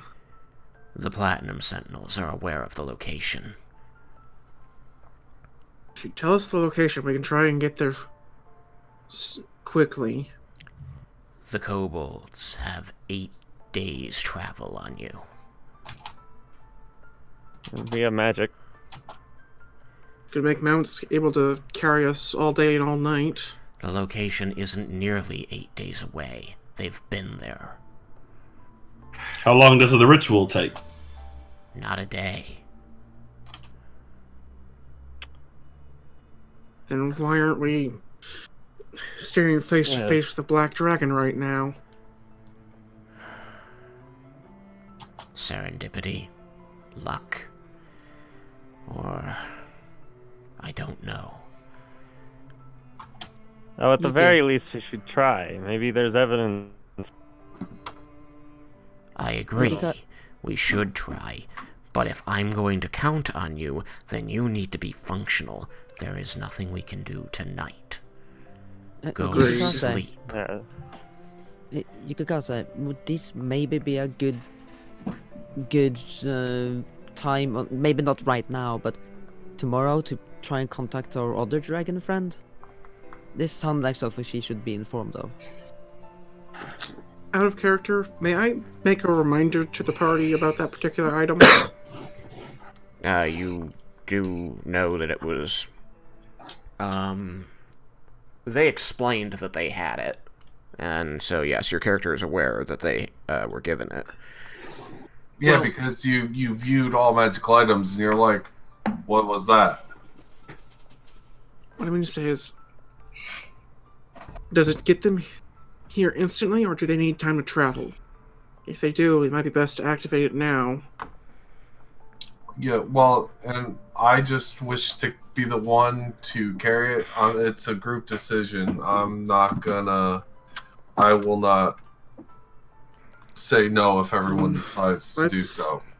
Let's go to the inn, make sure we have everyone together in one place and discuss this. You're going to hear the tearing of paper as he shreds a sheet out of a book that he returns to the bag slung around his shoulder. And he turns to Leah and says, "After you've rested, find me at this address. I'll be moving my people there now that we can no longer use this location." Apologies. No, it would have come out either way. But seriously, don't claim heritage to a chromatic dragon again. I have no intentions of doing so. Thank you. Do so in front of the wrong person and you'll be destroyed, and I was only not the wrong person because I didn't have all of my people in here.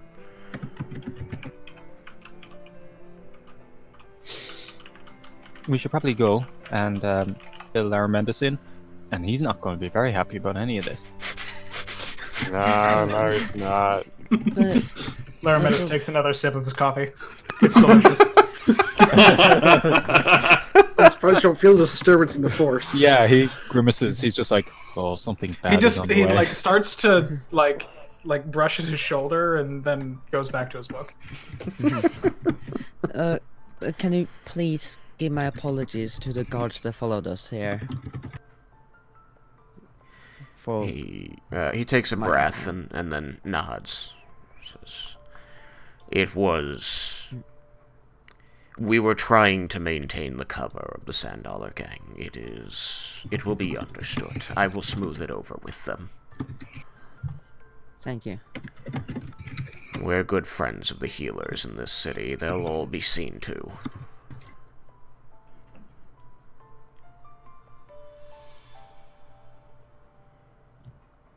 Yeah, I'm ready to go. So he will escort you to the door.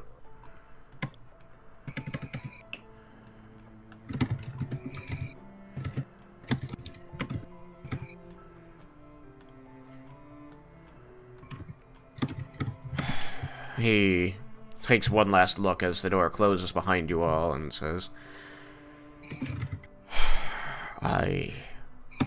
I'm not certain what is going to happen next or how effective we can be in this, but I welcome your assistance, your aid. I have heard stories about your heroics elsewhere. I fear this will not be as simple a matter as the zombies, but I believe that I believe that you possess power, and at times your heart is in the right place, so... Zombies are nothing, we just defeated a lich.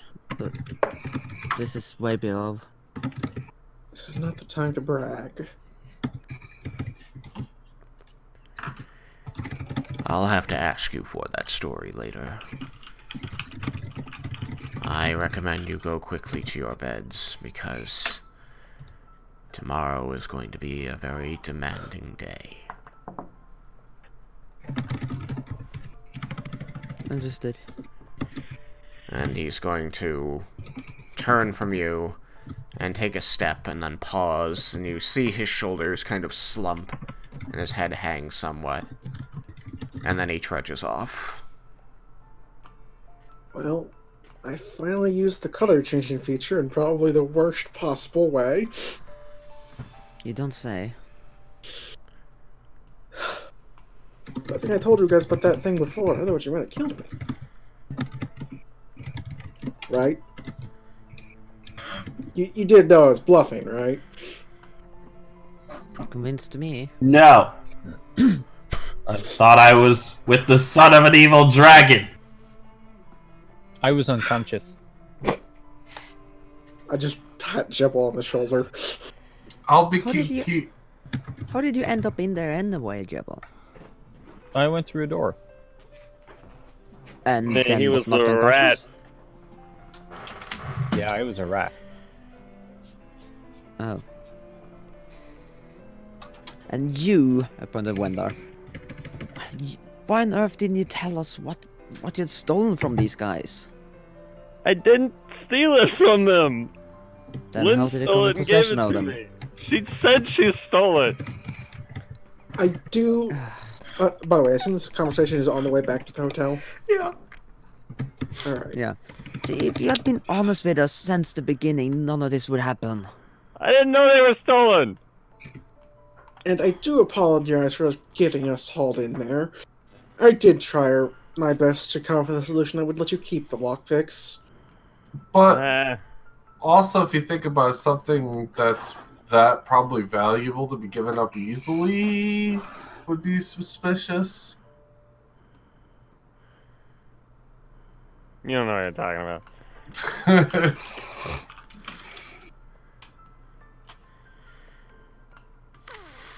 The vacation was so busy, I never had time to work sad. on the map. Well, Cyrus, I agreed it was a terrible idea to use that now, but it did bring this problem to light. Yes. And if you this did have unexpected benefits, but still, I do apologize, Vendar. The loss of those lockpicks is rather mild. We definitely need It does more suck, eye but, lives. yeah. We We'll definitely live need with more that. eye- We'll just have to pick the normal way now. Can't just wave them in front of them. It was so easy. So, it takes you over an hour to trudge across the city. Oh good, I can restore some of my hit points. Let me just get them back when we finish the rest. Yeah, but I'd like to use my hit dice when I can. Is walking considered okay for short resting? I'm not sure. That's a you question. If it's not, it doesn't matter. It's gonna be a long rest anyways, so It's I'm in the not gonna book. worry about it. Hang on.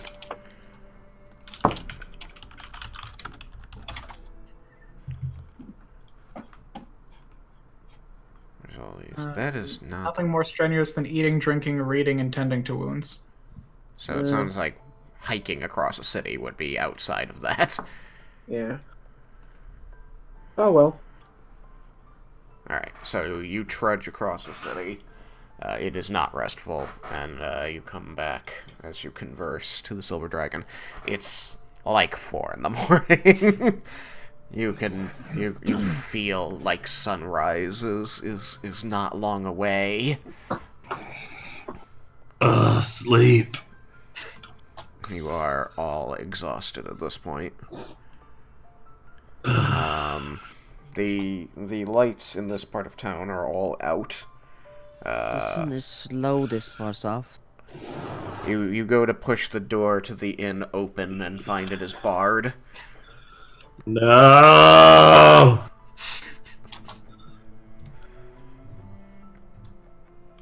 Do I know what room we're in? We can't even get to the inn. How are we supposed to get to the room? Just climb into the window.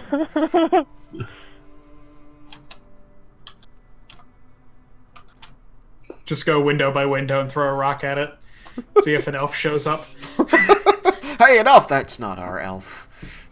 Get the other elf. Go to the window and tell you, Lamanda. Yeah. There can't be that many of you in that building. Do we know where Laramendus was? No, none of you came with me. And Then I just none of gonna- you have sent to me, and I haven't sent to you. So How high none of us how came high up the is the same. windows? The whole Silver Dragon Inn is only 3 stories tall, so the highest windows are like 30 feet up, and the lowest windows are like 5 feet up. Okay. I look I'm far gonna, away. I'm gonna look. and- Yeah, I'm gonna look through the windows. I'm going to choose the window south first. Okay. Like, can't you people misty? Can't you just misty step to the window and then open the door? I mean, he could Misty Step under the door.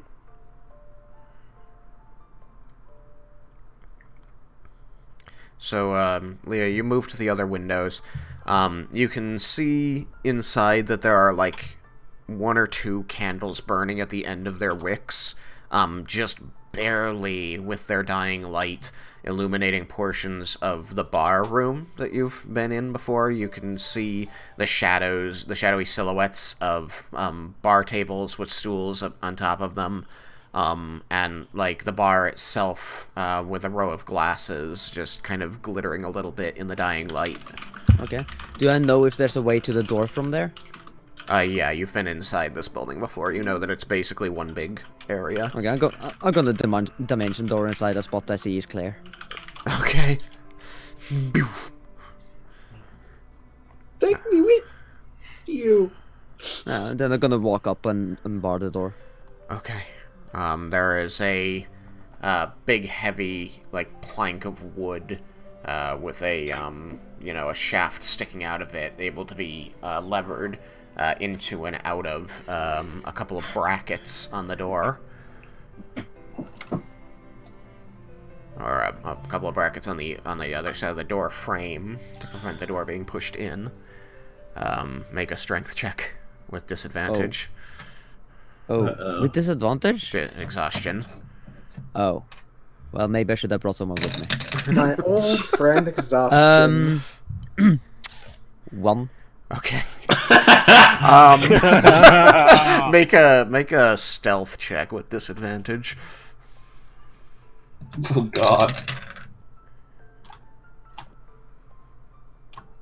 My dice are real assholes tonight. Just get another 1. Nah, but that is impossible with my stealth. Okay. 11. 11. I have a stealth of +7. Okay, so, like, you guys can hear this, like, very tiny thumping and rattling as, somebody is jiggling something on the other side of the door and thumping against the wood.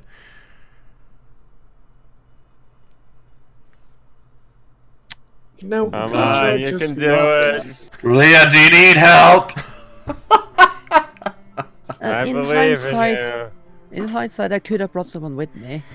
Yeah, let me You try. just hear this whimpering through the door, like, I should have brought someone. Raiken will follow her lead then, and also Misty Step. Okay. You guys know we could just knock on the door, right? You, you Breaking walk over to is a the much better window idea. and misty step into the room.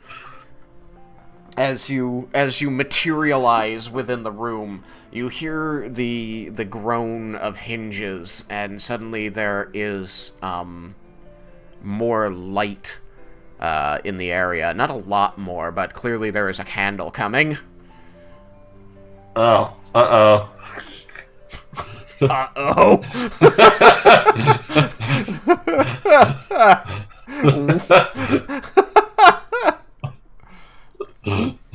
Raiken's just gotta go to Leah, but he's doing a person coming.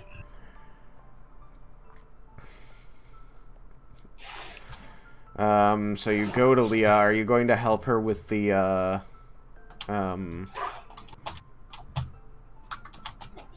I'm just leaning against the door, looking exhausted. Why did I have to make this so heavy?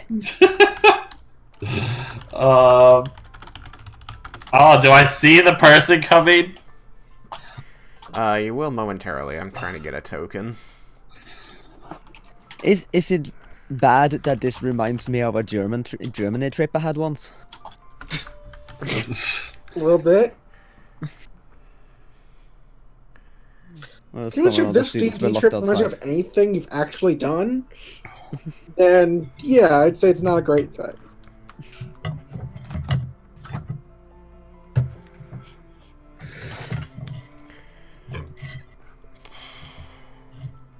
It's more like someone else did. I was in charge of a student group going to Germany. Some of them managed to lock themselves out of the hotel, so they called me in the middle of the night to get them in as they were drunk as.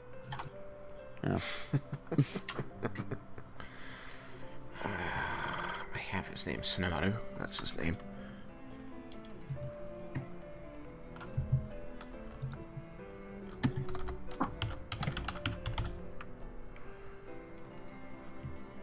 Okay. So, yeah, you hear the creak of a door, and you hear the thumping of heavy footsteps on wood, and you see the illumination reflecting off the walls as a candle comes from some back area toward the, the front of the tavern. And as you stomp your way over to Leah, what are you doing? Are you just going to stand by her, or are you trying to help her with the latch? I'm not helping with the latch because the person. I think I see like the light coming, so I know there's a person coming. I don't want them to think that we're like trying to do anything shady. Okay. Well, you do hear the telltale ring of steel. And this dragonborn comes stomping out from some back area through a doorway behind the his reception desk, which you've talked to him at. You recognize this as the silver-scaled dragon who was working the front desk. He's the owner. You remember he is Tsunemaru. The last time you stayed here, and he has a very, very oversized cleaver over his shoulder. Whoa! What are you doing with that?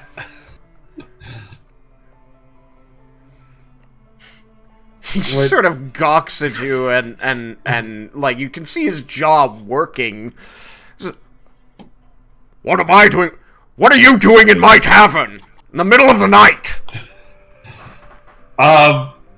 We were trying to get back to our room. I didn't rent any rooms to you. Not tonight. There was like an elf here. His name was Lara Bendis. He's going to, like, narrow his reptilian eyes at you, staring for a long moment through the gloom over his candle. And then you see him, without, like, adjusting anything, step sideways toward the desk, set the candle down on it without breaking eye contact, hoist the cleaver, this giant blade, single-edged blade, off of his shoulder, and let it thump onto the wood next to him. Then reaches his originally candle-bearing hand down behind the desk and pull out a thick manual, which he thumps onto the desk and flips open. You see the candle's flame flicker, tenuously in the gust created by the pages. He completely without breaking eye contact with you. He does all of this, and he raises the index finger of his hand next to his face, and licks the tip of it. And flips a page, and then another, before finally looking down and running his fingers down it, and flipping again and running his fingers down, and says, Lara Bendis. Yes.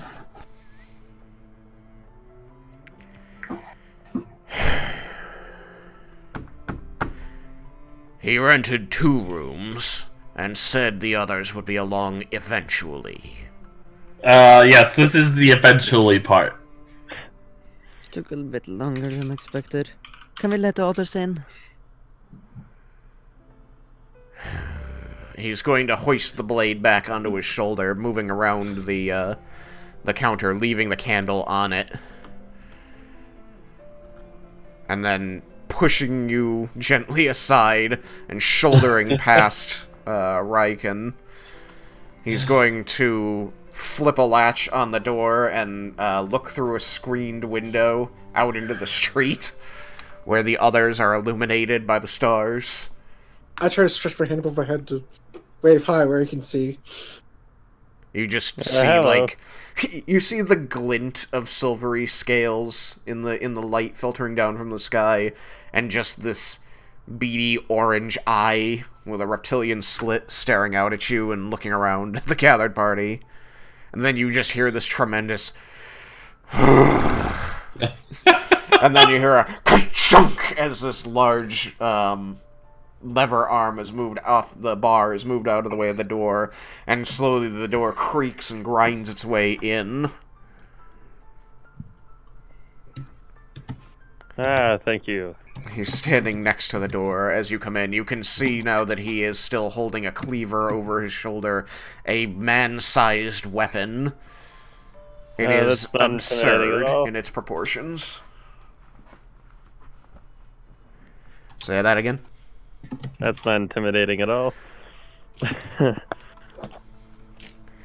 I suggest for the duration of your stay, you return at a more godly hour. I simply nod. I yawn. Good night. Thank you. He tells you very, very unhappily the room numbers. And stalks We'll go straight there. and stalks back out of sight, taking his candle As a with him. As a thank you before it leaves, and do a very half-assed curtsy.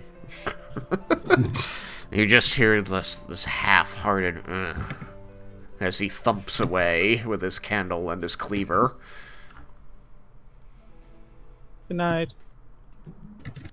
Not again. And you hear the thud of a door.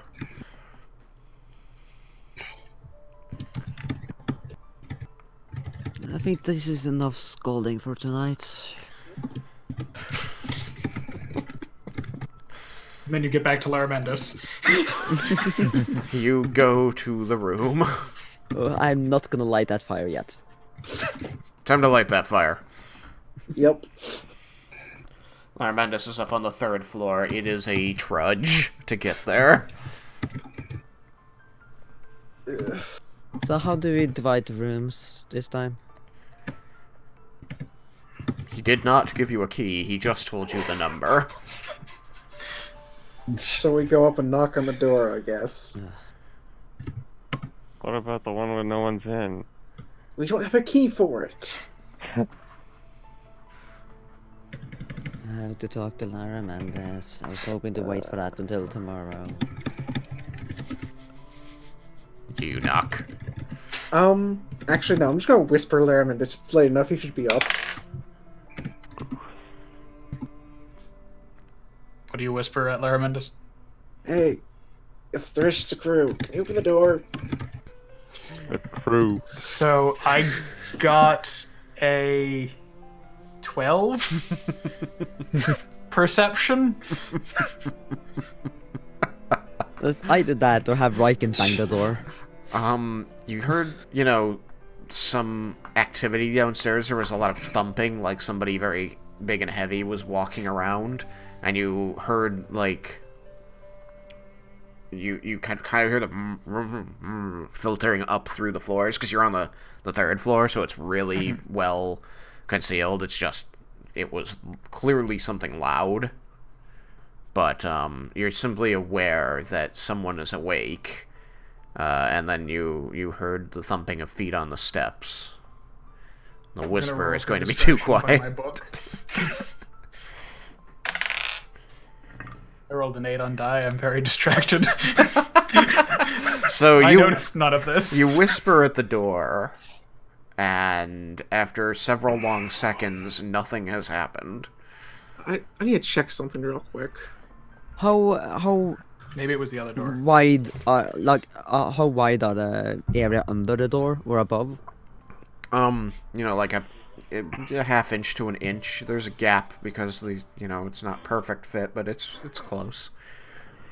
Okay, so too small for a sprite to be able to crawl in. No, an inch I think is. Wait, how You big could is a try sprite? just knocking. How big is a sprite? I would like That- to subtly cast detect thoughts on Laramindus. Do you need line of sight? Can I look under the door to see him?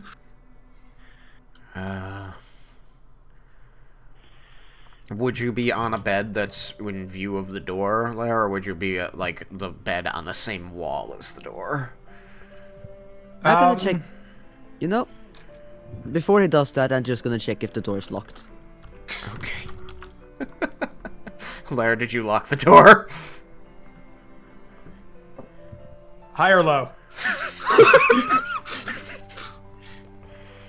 Leah, because you're trying to open the Oh, door. High or low? hi. Okay.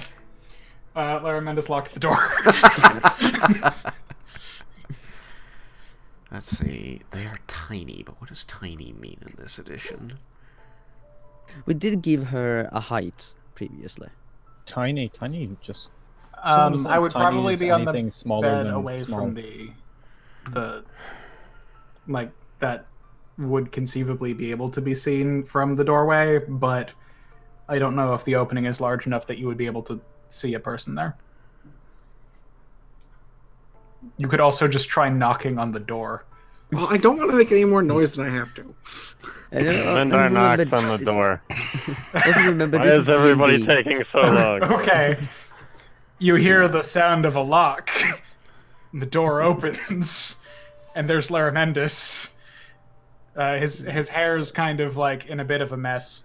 He's like, you're back. Finally. Well, in D&D. Good night. What? Did you find what we were looking for? Worse. Do you know where they are? You don't know where they are. Do you No, do you well, we have the solved key? that, and there's all sorts of other shit, but Keep your voices down. What time is it? 4 a.m. He looks out the window. It's full dark out there. When we did need that happen? sleep. The water clock in the room indicates that it is 4 a.m. I while want to go ago to now. sleep, but it's still dark. The sun would have been up already in Ebengard. The water clock's looking a little low, you notice. Let's go to sleep. We can talk later. There's a water clock in a room in an inn. They're very expensive. Yes. They are very expensive. And there was a water clock in both of the rooms last time you rented. I mean, we were in the same inn before, weren't we? Yes. So that is an indicator that perhaps every room here has its own water clock. It's very expensive inn. I will hand a key over to whoever was the one asking for the other key. I think it was Raiken. I didn't ask for a key. I just said good night. And then just walked past me onto the bed that I was on. Well, it depends. If there's a bed that's just devil, then he figures that Slayer Mendes is gonna go to one that's not touched. In that case, I'm also going to have to be in this room. Okay, Vendar will take the key. Okay. And I will go into this room as well then. Assuming they each sleep 4. Let the Ewoks do their own thing. So is that all that's said? It was Do it. worse. Thanks for the key. Bye.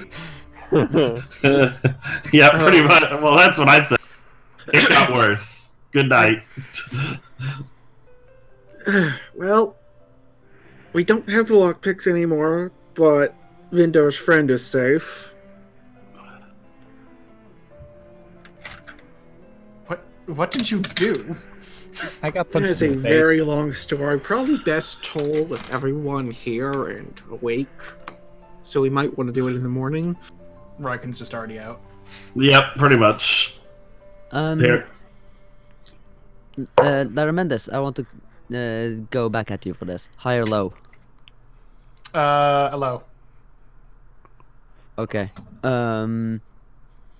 The is too tired to bother, so she's just gonna change into a dressing gown right by the bed without bothering hiding anywhere.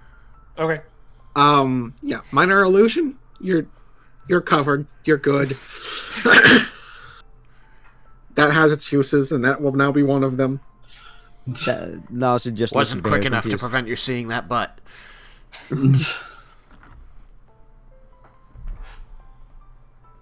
First, she looks very confused, and then she shrugs and just go under the bed, under a duvet or blanket or what. I guess it's a blanket. So there won't be a duvet near a desert. There wouldn't be a duvet in like all of this world, I would think. Somebody must have invented a duvet by now. Laundering Yeah. blankets is so Mr. tiring. Duvet. Tristan, roll for invention. Roll for invention. I got It's a called. 10. They're currently in the process. Oh, okay. It's called Dino originally, and was invented by the Sami up north in Norway, like way long ago. So it's definitely an Well, invention this- that could exist. Oh, they were speaking Sami in that movie we This is watched. Amaranta. That's true. In Klaus, they were speaking Sami, Sam. It's true. The subtitle said so. It did. That's all it said. Speaking Sami. Okay. So Alright. Lara Mendes is fairly confused as everyone just walks by and says that everything's terrible and then collapses. Hey, I explained, and I said it's That's probably true. best. I said, and now I'm able to finish. It's probably best if we wait till everyone's awake and ready to talk, but I can try and fill you in as best I can if you prefer. Could you give me the could you sum it up? I wanted to say the Cliff Notes, but There's no Mr. Cliff in this world. he was a friend of mine. We go way back. Yeah. He was a really shitty student. He was, but he took very good notes. Everything was so succinct. Tristan, Yeah. 10 Constitution. Have I managed to fall asleep despite them talking? 10 Constitution? Yeah. Yeah. Yeah, it's pretty exhausting. It was a very emotional and very confusing thing that happened, especially with the whole being stunned by the guards. And then all of a sudden the guards not being who you thought they were, like... And then the guards not, again, being who you thought they were then. This double betrayal stuff, it's all very confusing, and Scott, you're just done. You're done with today. You're done. I know that feeling all too well. Me too. Okay, so let's see. Jebel got captured. Punch to the face. I don't know that. I just know you got captured, so shut up. You're asleep. Did I say I was asleep? You're in the other room at the very least if you look at the map. Oh, okay. So, Jebel got captured. Vendar came back and reported that. We, well, after we, found the place, we got into a bit of an argument about whether or not we should do something or just, tell the guards where they're at. And which then got us caught by the guards that were evidently on the take. And so we were escorted into the warehouse. Evidently, Leah and Ikikaze, who were taken away earlier for not being able to stay stealthy, ended up being escorted in as well after quite some time. And, well, once they brought out Jebel and Vendar's friend, in favor of hopefully keeping the lockpicks and not having anyone die, I bluffed about being the son of a particular ancient red dragon. As you can see, now gesturing to the scales, which I'll kind of reveal from beneath my cloak, I put a bit of effort into the bluff, so they bought it. At least initially, which got us alone with one Dragonborn in particular named Dusty, was it? Dusty. Dusty. Who told us he'd been using the Sandova gang as a front to hold on to a particular artifact, the Scale of Jasharan, in hopes of preventing the rise of any of the ancient dragons. And so once I again explained to him that everything I had said about the red dragon was a complete fabrication, we discussed that apparently this object had been stolen, and so about 8 days ago by Vendar's friend and delivered to someone by the name of Mr. Johnson. So now we're trying to stop that. With his help. Leah has an address to go to in the morning.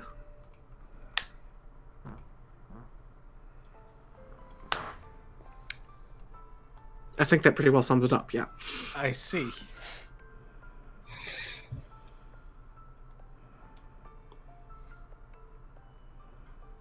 It's quite a story. I assume there are questions. Perhaps you should sleep. Thank you. Good night.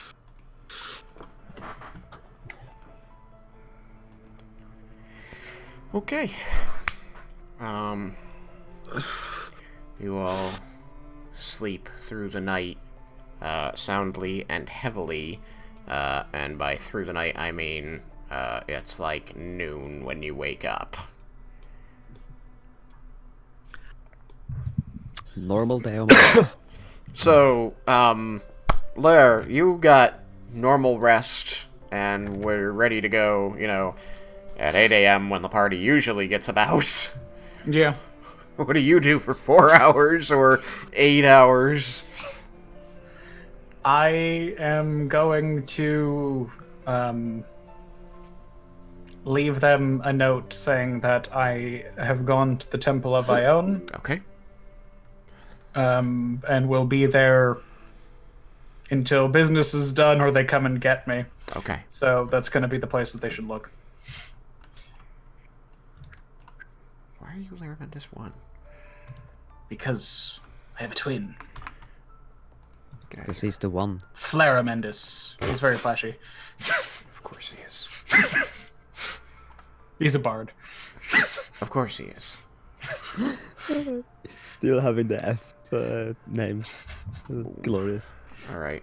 So, taking a lot of nice. just so I know, what kind of business is being done? Larmendus would like to be basically telling them what happened with the Lich and everything that he's aware of at Garland. Okay. So as soon as you enter, you again see the rows and rows of books neatly organized, and the pathways and rooms that are also hallways of I want to use the word artifacts, but not in the magical sense, of the past. And again, you see the tieflings and half-orcs and Goliaths, who are the clerics, the keepers of the Temple of Ione here. And they, of course, as I did last time, welcome you inside. And you indicate to them that you wish to impart more knowledge to the library. Mm-hmm. To which you are once again taken back to the room where they interviewed you last time. The spells are cast, and they begin writing your words as you speak them faster than humanoids could normally move, capturing everything you say. I do similar things that I did with the tabaxi of when I talk about particular fixtures in the vault. So you give detailed descriptions of what you saw. Yeah. Okay. And you fixate on the masonry and construction of things. Not fixate. No, that's. No, he's more interested in telling the story of things that he saw. Okay. But he's willing to spend pretty much an entire day or two here talking about this stuff. So he's going to go into as much detail on. You're going for anything broke. Yeah, like he's like, hey, this is what the past scholar was doing. It's interesting. Yes. And this information was stolen. Yeah. So Ash I is want very it back. excited by all of this, and is quiet but bobbing more than normal as you expound the story to this follower of Ione. Any time where you try to recall something or want to describe it differently, he offers words and alternative descriptions and tries to fill in any blanks, though, with your eidetic memory. There are few enough of those. But he is very clearly engaged in what is going on. Yeah, so that's my goal for as much time as before probably just before the party comes to like get me. Okay. Honestly, because he's very willing to talk for more hours than they are out for. Right. And you are going to go into as much detail as you can into what you understood of the story of the Lich's life and how things got to be this way? Yes. Okay. But making clear that most of that information, some of that information, like whatever was coming directly from the Lich's mouth, is what the Lich said, and then some of it was from the illusions that she had cast, and should be taken with the same kind of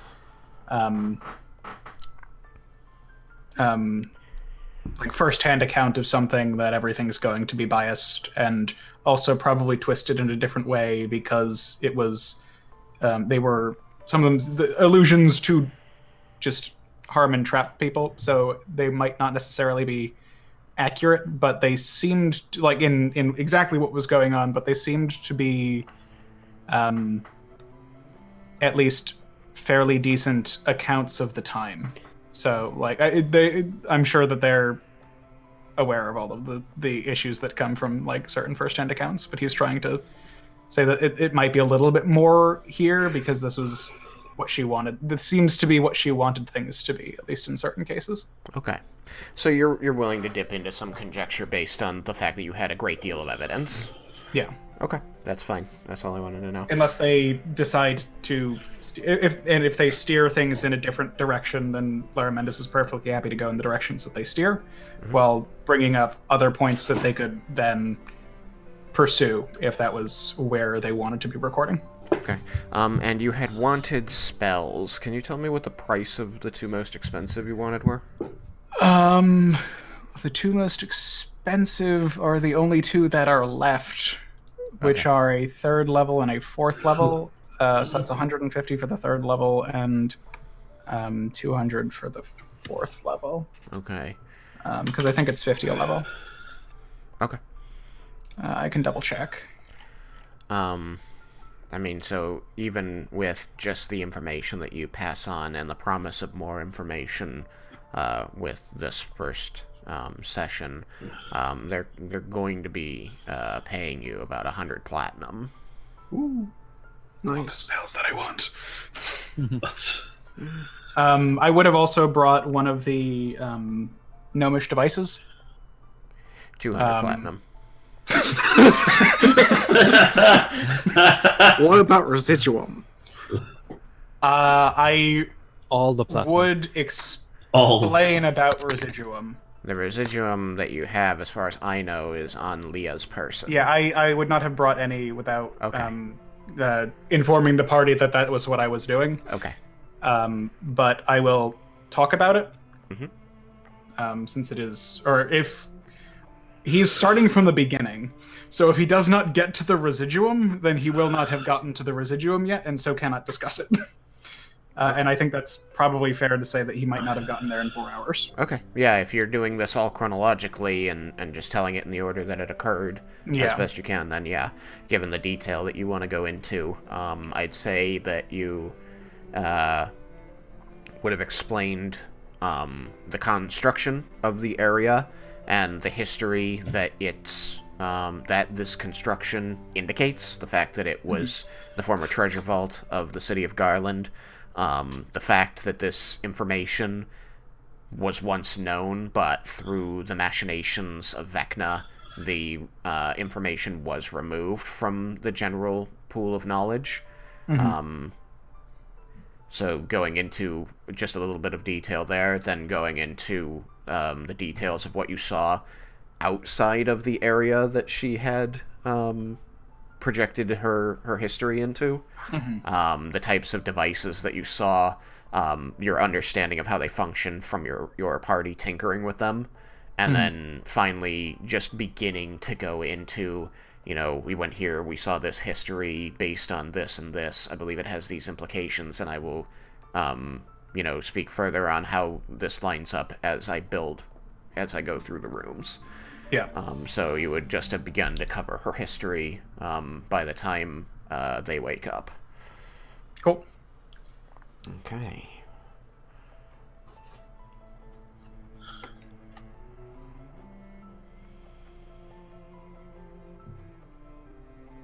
Just copying down a couple bullet points about what you're telling them so that I have a list I can reference, which I should have done last time, but I've back-populated it, so it's all good. He'll also make sure to mention the Ione vestments and the knowledge box. I can't remember the name of it. Oh, the memory. I think it was called the memory box? Hang on. Maybe. That should be, ironic. or should theoretically be with the Temple of Ione in Volinar. Okay, yes, it was called the memory box. Okay. The memory box that should be in Volinar.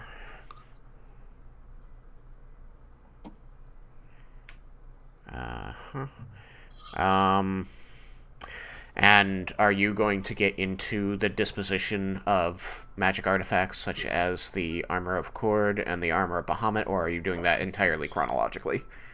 That would all be chronologically, so he might have mentioned that the Armor of Kord had been... we had found the Armor of Kord and that it is not in danger of being destroyed, which was the Lich's goal. Okay.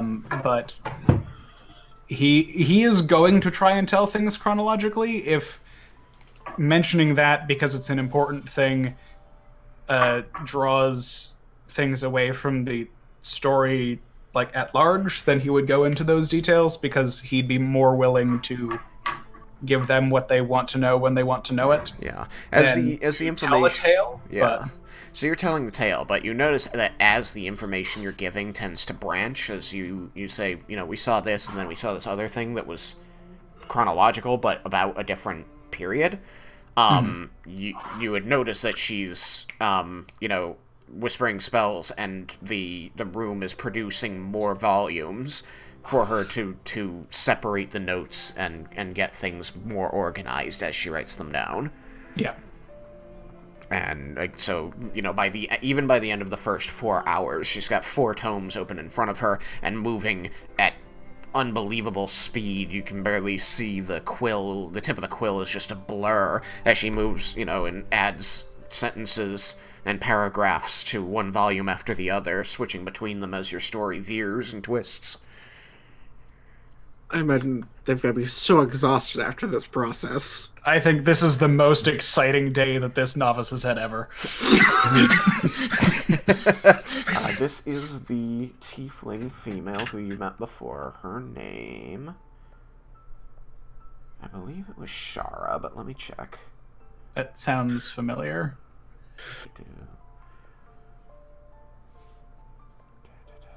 Nope.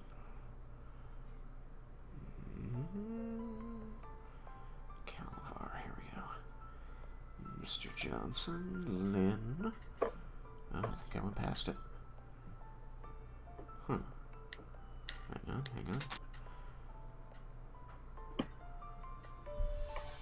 Where are you? Maybe it's further down.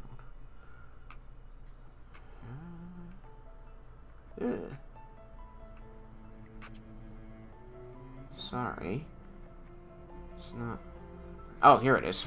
I was looking at all the stuff I'd handwritten, but it happened to be the one name in this entire list that I typed out, and it was squeezed in between two handwritten entries. Yes, Shara was a tiefling cleric of Ione, who took the group's testimony on the Rock and the Beholder. Oh yeah, the Rock. Need to put that back in there. Rock. Okay. Alright. Garland, Elytra, History, Magic, Chronologically Told, Garland, Residuum, Memory Box, Armor. And I know that not all of these have been gone over yet. I'm just trying to get them down. Armor of Cord, because they will. And Armor of Bahamut. Alright. That should do for now. So you pretty much spend your time in there. And she needs a breather every few hours. So you were released from the room with the promise of re-entering to share more of the story. Yeah. I know that isn't necessary, but it's part of their shtick. They extract it from everyone. They normally don't even let people out of the room before everything has been taken, but she trusts you. And he does have Ash with him. I'd imagine that's pretty good cred. Yes. Yeah. I don't think that she would trust him otherwise. She doesn't trust him because he has a nice smile. That's for sure. Alright, so, you're off doing that. About noon rolls around, and you all are kind of awoken by the gonging of some bells nearby, and you realize that these are like the lunch bells. Oh, make it stop. Come on, everybody up. Let's go. You wake up in your rooms on your comfortable beds. You can remember coming to this tavern in the middle of the night. It's kind of a haze and just a hated blur. You remember the events of the previous evening, but the trudge here in getting into the room is just... It's the most fuzzy, because it was the least pleasant, the closest to bed, and the least important. So there's a little bit of, oh yeah, we came to the inn. That's why I'm in a comfy bed. And then Raiken, Leah, Cyrus, those in that room, would become aware that Larmendus is not there. And I imagine that this affects Cyrus in some way, since he had intended to talk to Lar in greater detail in the morning. Yep. I'll start looking to see if he's left any indication as to where he went. You do find the note that he left behind as you approach his bed. There is a piece of parchment there that just says, gone to the Temple of Ione on business. I imagine I will be there all day. If you need me, you know where to find me. Larmendus. And as you read this over and turn to the others, you catch a glimpse of the water clock and realize that it's midday. Yep, we better get moving. I'll go over and make sure that House Lumos is awake.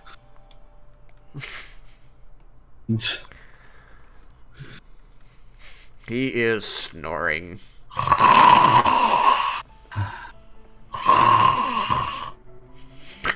I mean, I'll try shaking him. Roll a con save. Me or him? Him. Me. Alright, just Yes. making sure. If you survive, you Let's see. Con save. No. I got a 9. Okay, you find that you are yet again awoken mere seconds after those awful bells roused you from a nice dream.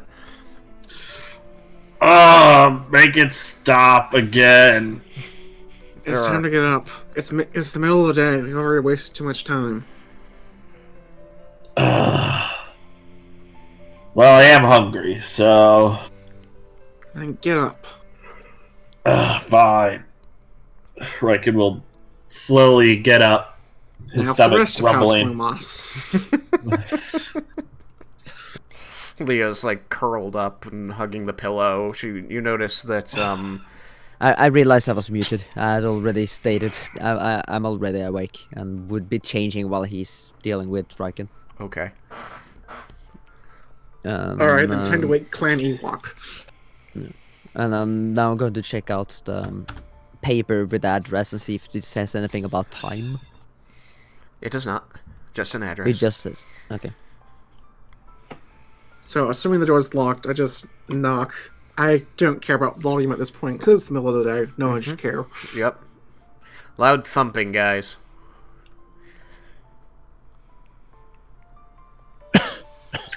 Jabo, Yukikaze, Vendar. Loud thumping. From where? Loud thumping? Thumping. At the door? Someone's knocking? Oh. What? Yuki Kai is as tired as crap because all the crap he did, so he's out cold. You hear a what? But the door is locked. I knock again. Harder. Ah. Vendar will climb out of the bed.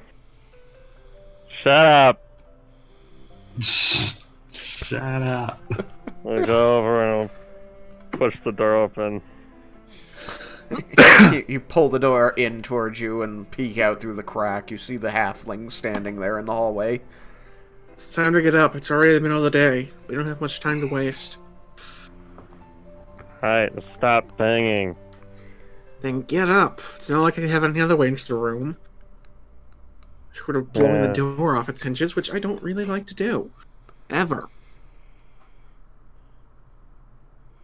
Okay. Shovel. Also, now it's the daytime again, I'm changing my scales back to gold. Okay, you may do that. Ugh, so much better.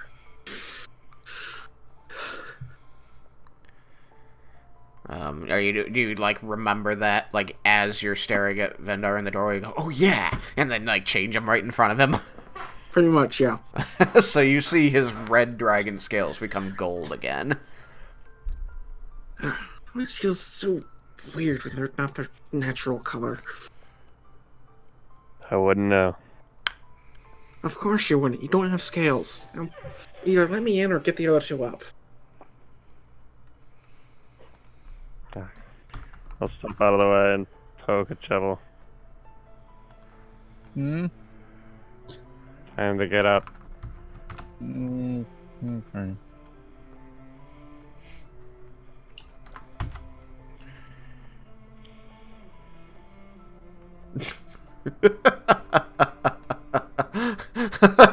I'm not entirely convinced he's getting up. I don't like those little ones. Are you also a one? No, you're not. Okay. So that's what you were doing. I was kind of confused about The that. city is so big. Yeah, I need to actually finish drawing it, but I was so busy. I like expected to have so much time and finally get it done during vacation, and we were just busy every day. I don't blame you. Yep. Okay, so after several minutes and pounding and grimacing at people, you do finally have everyone awake. You're all aware at this point that Larmendus is not among you. I'll hold up the note and say, Lerman left a notice where he went. I suggest we go get him and discuss things in full detail. Where is he? He's currently at the Temple of Ione, likely informing them of our most recent events. I wanted to go there anyway. As did I, but sadly, I don't think we'll have time to stay. We just need to go get him. Well, let's go. Come on. Everybody out.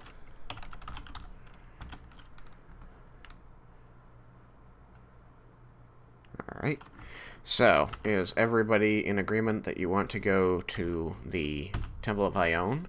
And do you want to do it without having breakfast?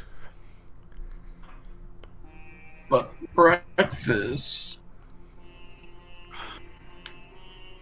At this point, it's lunch. Regardless.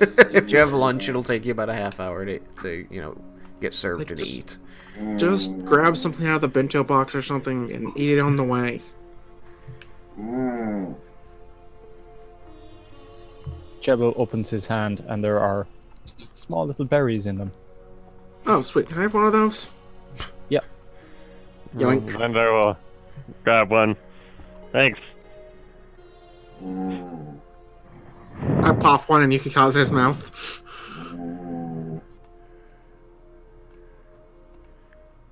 Yukikazu, you find that there is a berry in your dragonborn mouth. It's not large, but it is very sweet tasting as you inadvertently crunch into it.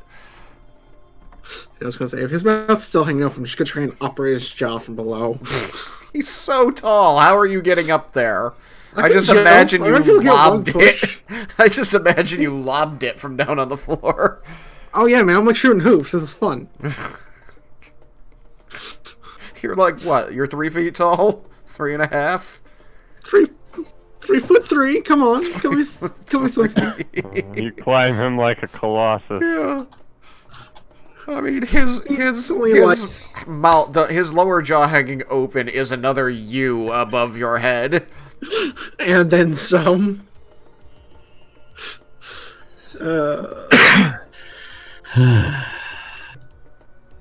So you huck this berry up there. Manage to There. land it on his tongue.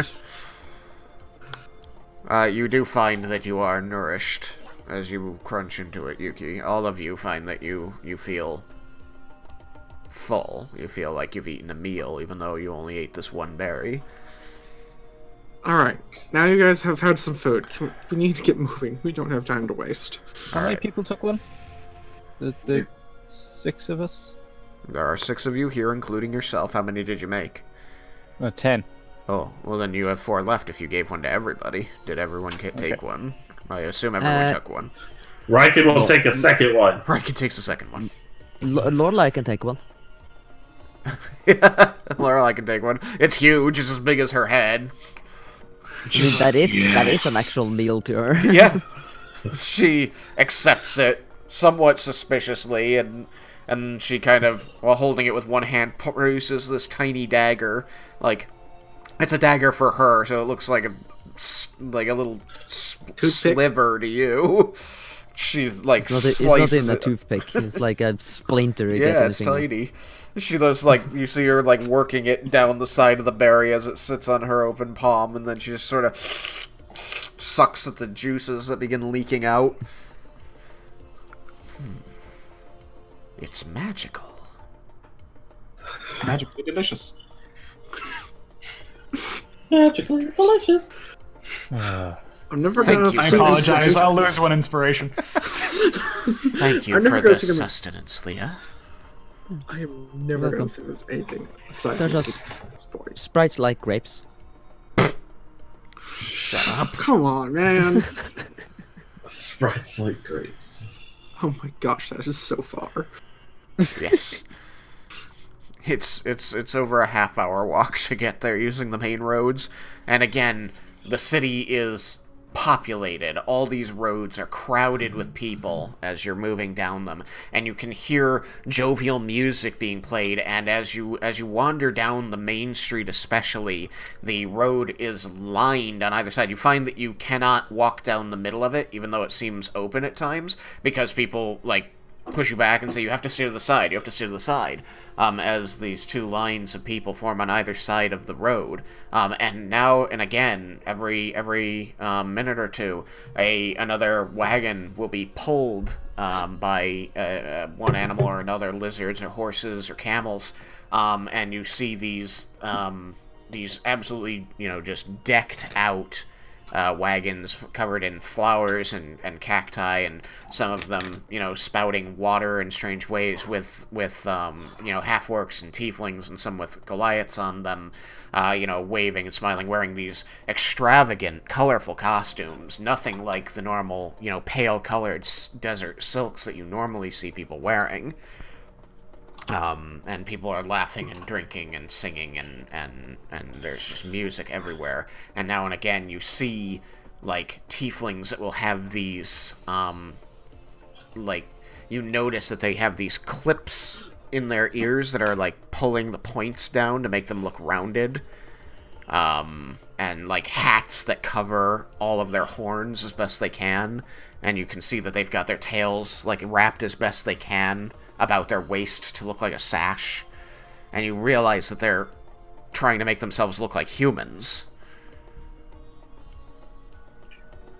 And they are putting on top of these moving wagons, these parodies, these comedies, and usually it is humans doing something silly, and everyone is laughing, guffawing raucously as these go by with these miniature plays being put on atop them. I'm sure at one or two of them, I'll rib Vendar and go, "Hey, look, it's you." It's not flattering if you're a human. I'm aware. Talking to Vendar. Yeah, fuck you. Hey, to me it's only half insulting. Welcome to the new decade. Yep, this is how we're starting this ish. So, eventually, you work your way through the crowds, past all of this party and going on. Everyone's happy. Nobody really seems to even notice you as you move through the crowd. Every now and then, as you have to work your way through particularly tight spots, you'll hear half-orcs going, "Out of the way, human!" But beyond that, it's mostly just working your way through a thick crowd. Fine by me.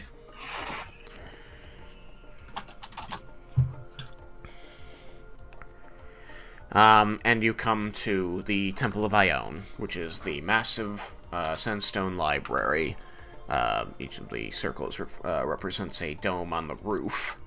So it's kind of shaped rather... The design of it is rather mosque-like, reminiscent of that kind of shape, with this squarish building with rounded domes in different parts of the roof.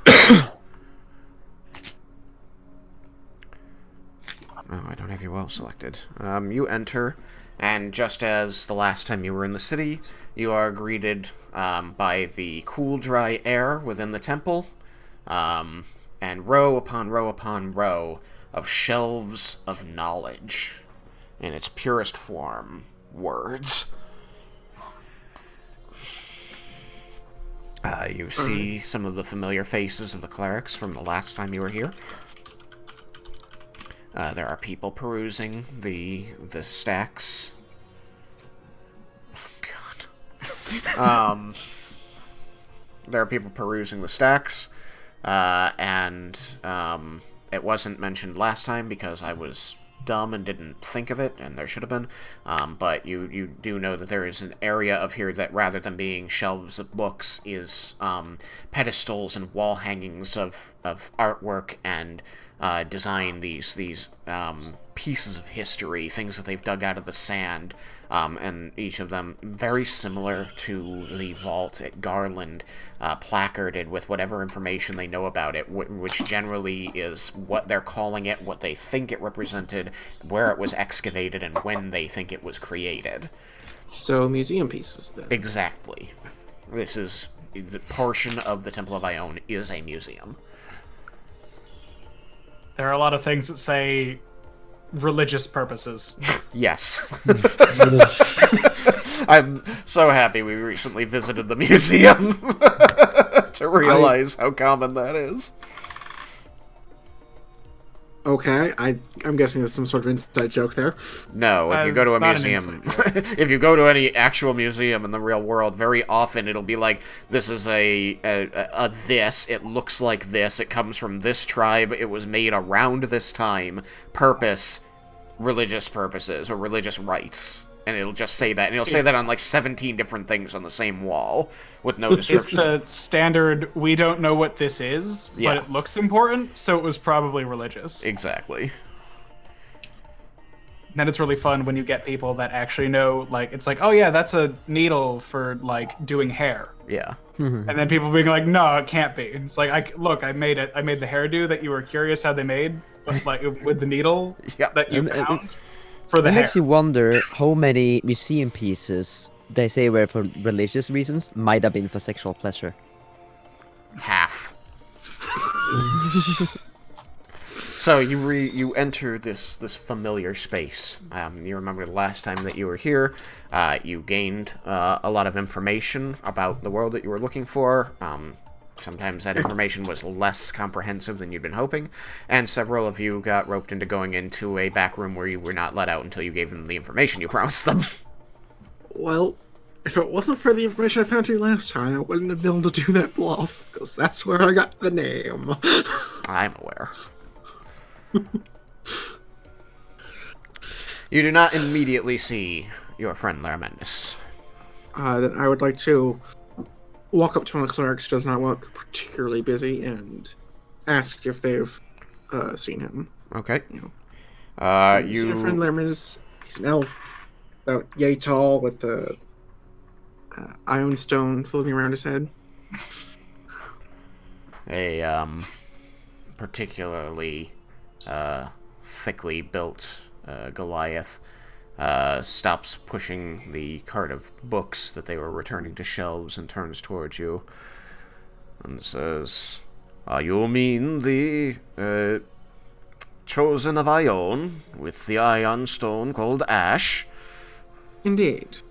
He's a friend of ours. We are looking to get in contact with him. Yes, I do believe he's in the back room with Shara. May we speak with him? I am This is our call unsure back if room they now. are at a time when they can stop, but if you would follow me, we can find out together. Either way. And the Goliath stomps off down one of the aisles between the shelves of books, and then hangs a right deep into the temple, stopping before a stone wall that you recall with it is glowing with celestial sigils. And he looks it over and says, "It seems that they are currently busy, but if you would wait a moment, I can knock." I will. What is this patiently guy, wait. Swedish? What he is helpful. Now be quiet and wait. And rather than reaching out and striking the wall, you see the person perform a series of complicated hand gestures and then utter a string of words. Do you speak Celestial? I think only Raiken does. I do. In a language most of you don't know. It's knock knock. Who's there? Effectively.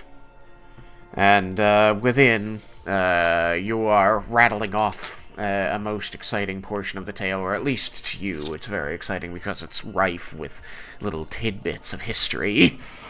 And you see that Shara's quill stops, which is unheard of in this room, and she holds up a hand and says, "Excuse me, I need to check the door."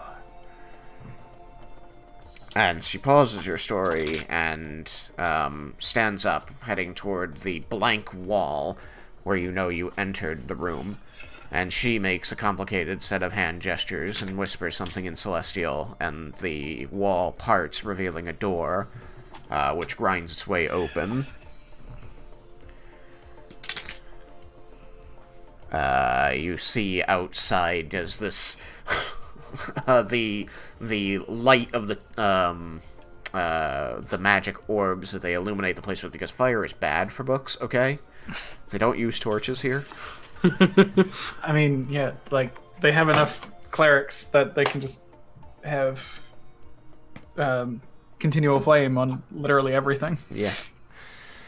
So the somewhat whiter light of the continual flame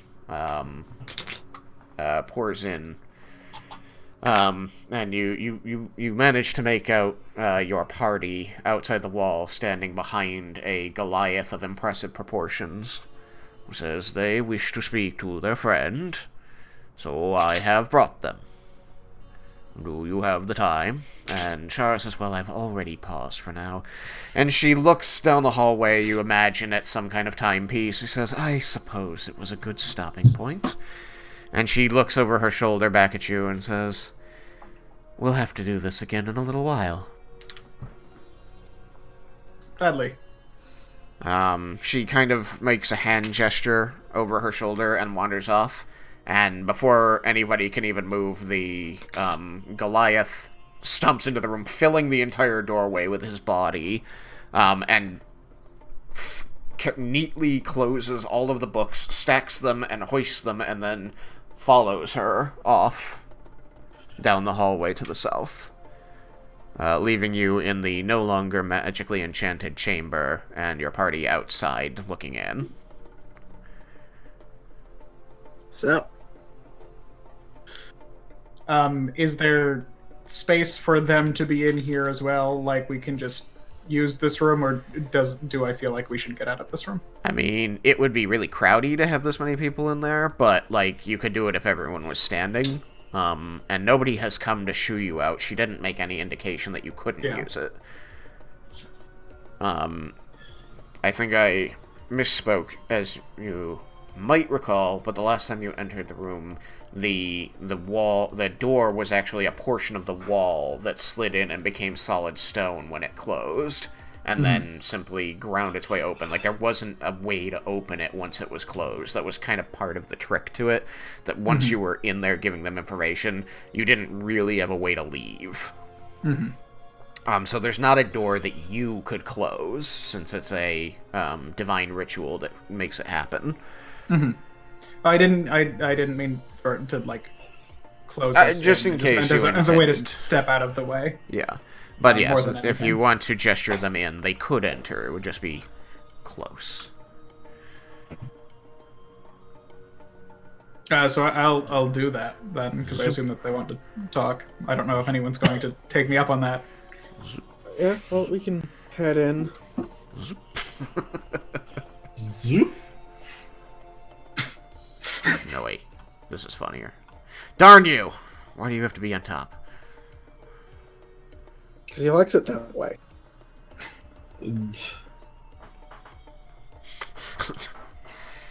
I don't know. I just imagine that, like, if it got that crowded, Jebel would just, like, climb up and be like, okay, I'm gonna sit here now. Hold me. You can just be a Kessel on someone's shoulder. It'd be great. Yeah, sit on somebody's shoulders. Anyways, so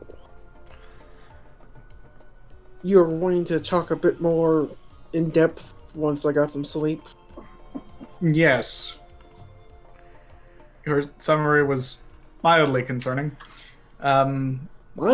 Were you not just... I had assumed that you would just go to scope out where we would need to engage with them and then return to the inn.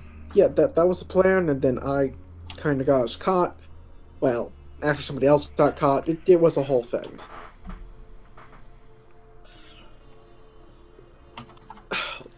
Let's just say it went poorly, and things went faster than expected. Laramentus continues to look expectantly.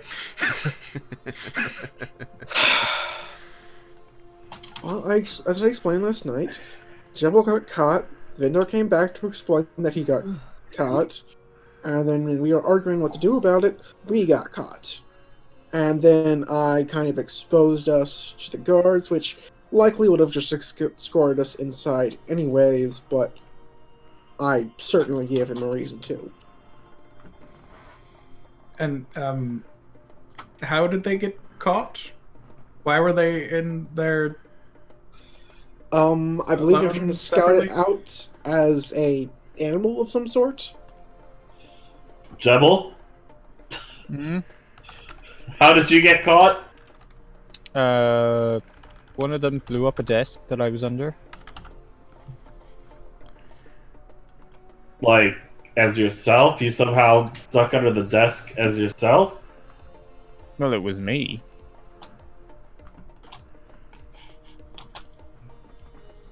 I mean, it'd be pretty obvious if a gnome was, like, trying to get under a desk. I believe you Oh. said yesterday you were a rat. Yes.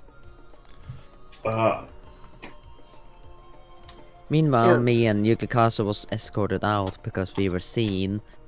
We thought they were gonna take us to the inn, but they just turned around and took us He took us to on the the out. backside.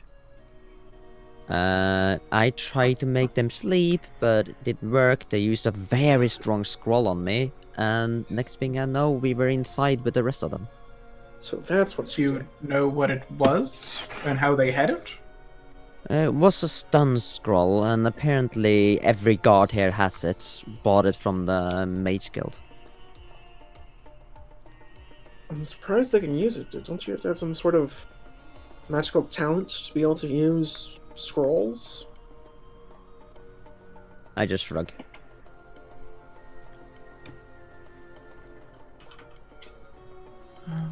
You might just need an Arcana check. No, it has to be on your spell list. Unless you're a thief. Thieves can use any item regardless of that. I think they can use any item regardless of class restriction. Oh, yeah.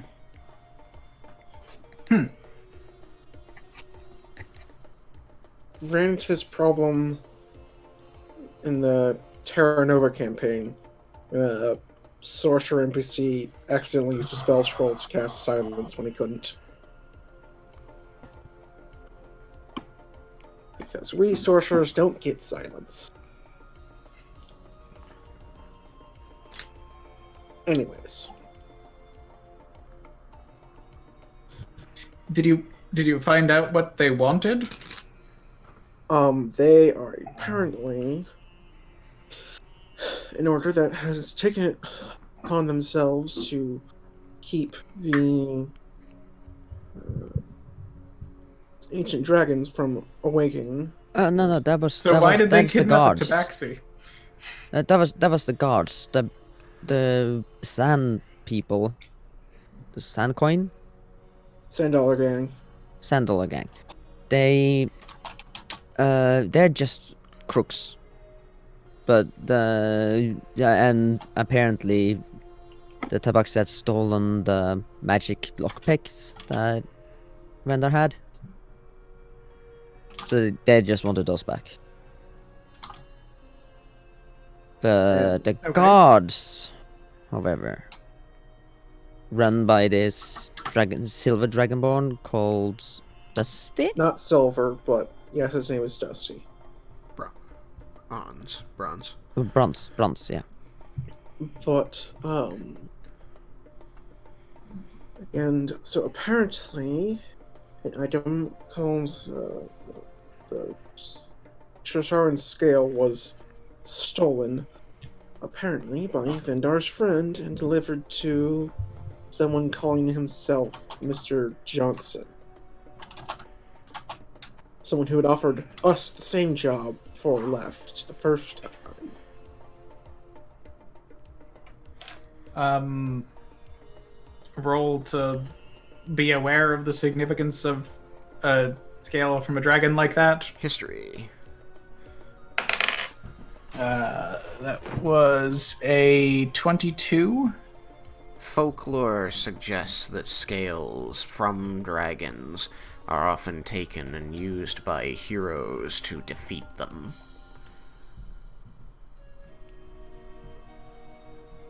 And so, And according Miss Johnson was hoping to defeat the defeated dragon. no. Apparently, according to what we were told, if you have this scale that was used to defeat Sharon, you might be able to revive them, I suppose. Wake them. Her, I guess I should be saying.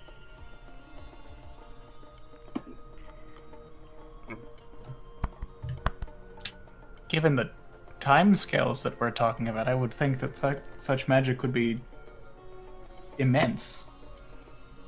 Well, if you want more details, we need to talk to Dusty.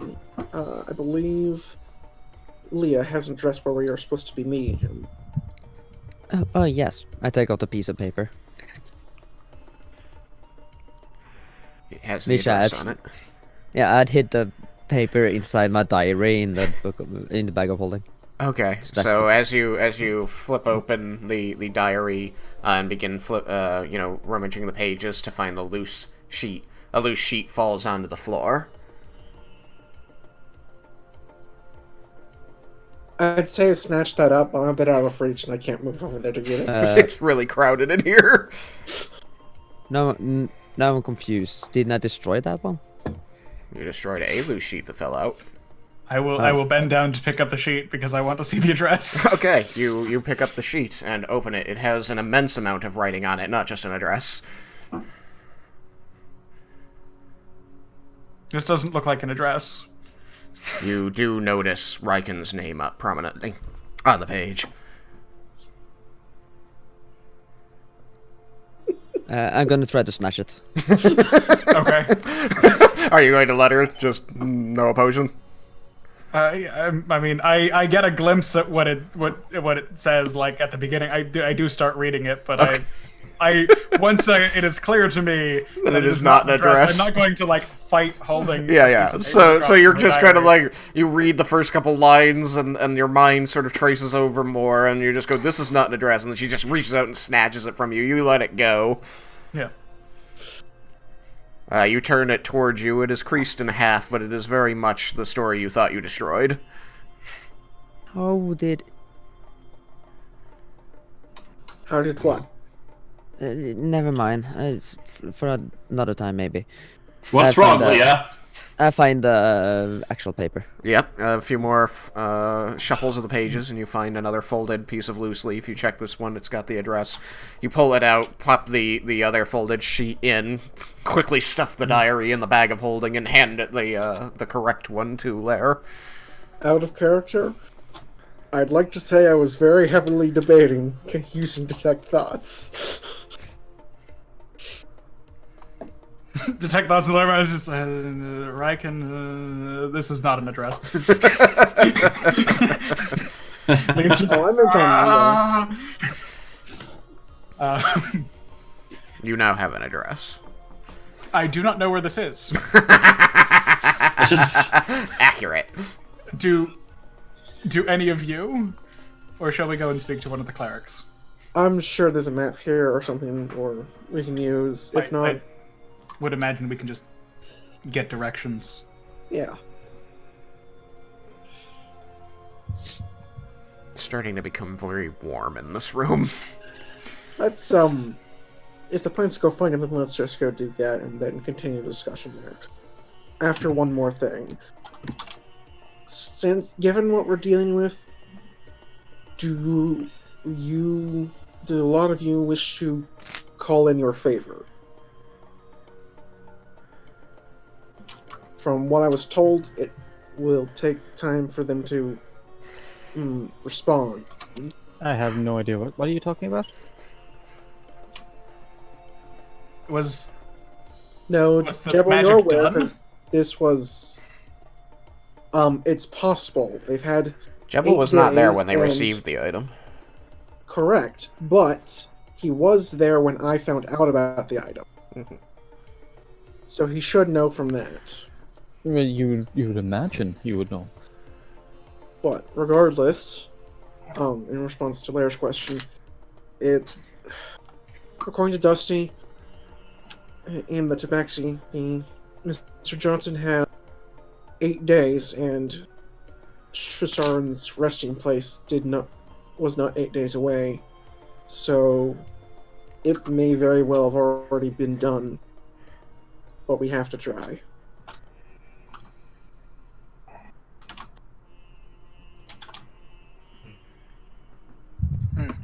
Oh yes, another thing.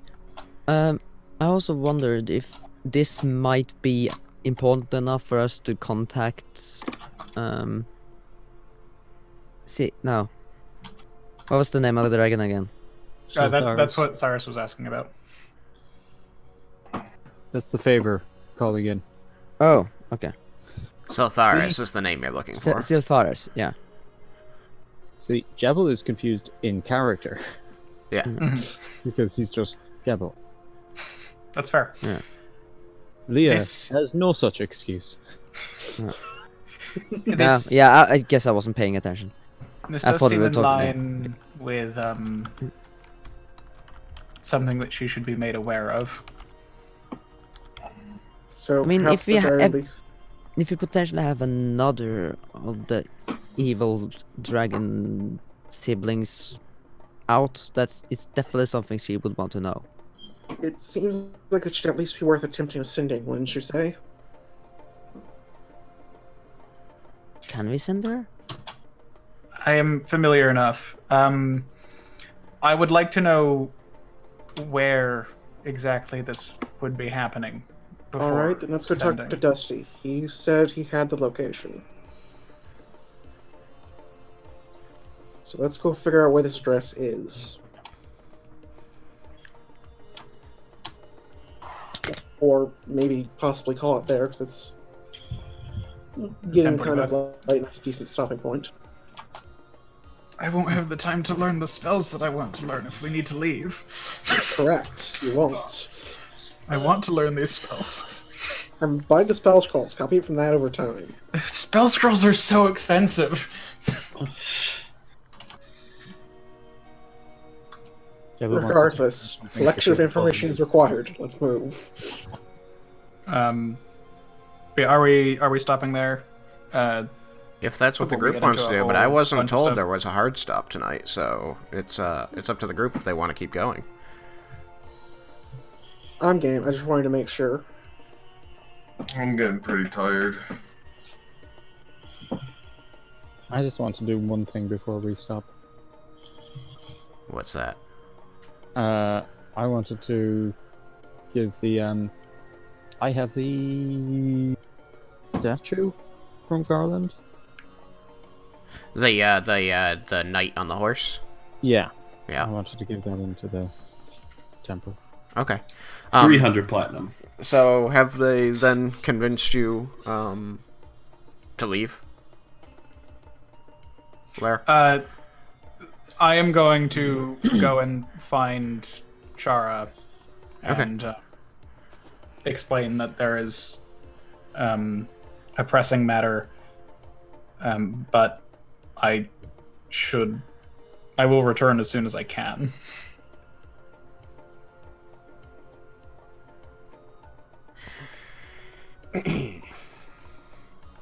That's fine. So you spend several minutes combing the library before you find her.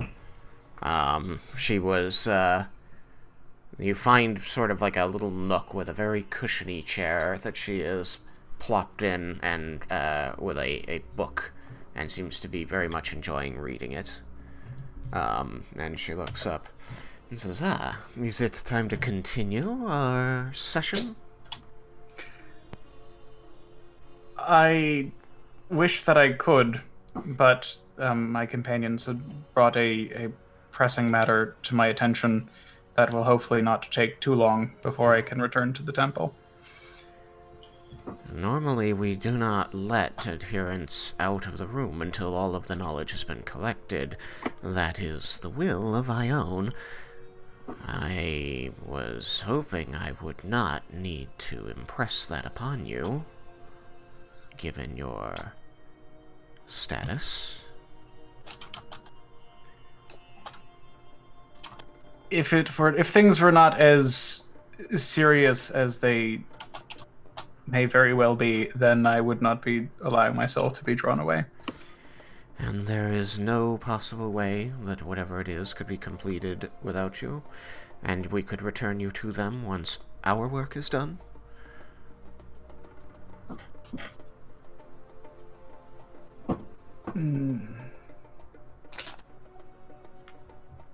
Not if things need to be done as quickly as they must, She unfortunately. looks very troubled, and she looks a bit hurt. Lara Mendes also very clearly looks upset with this situation.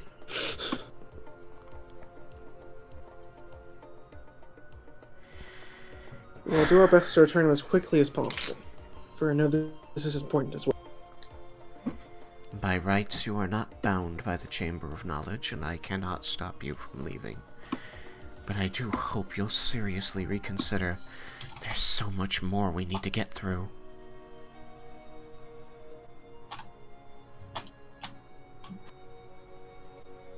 Oh. I have this thing. And Jebel's going to pull the statue out of his backpack. And, she's looking even more troubled. She scrutinizes it and shakes her head and says, I'm afraid I don't understand. What does a child's toy have to do with this? This is from Garland. And he turns it over and points to the name inscribed in the bottom. She immediately struggles her way out of the very comfy chair, which seems to consume her the more she fights it. Eventually, she frees herself from its cushiony depths, leaving the book askew behind her, and reaches down and gently but firmly removes the object from your hand. And she looks it over very, very closely. You hear her whisper a few words, and her eyes begin to softly glow with a pale silver light. And she rotates it a few times. She says, well, it's not magical. You said you got this from the Vault of Garland. Mm-hmm. The same place where you were tormented by a lich. Mm-hmm. Yep.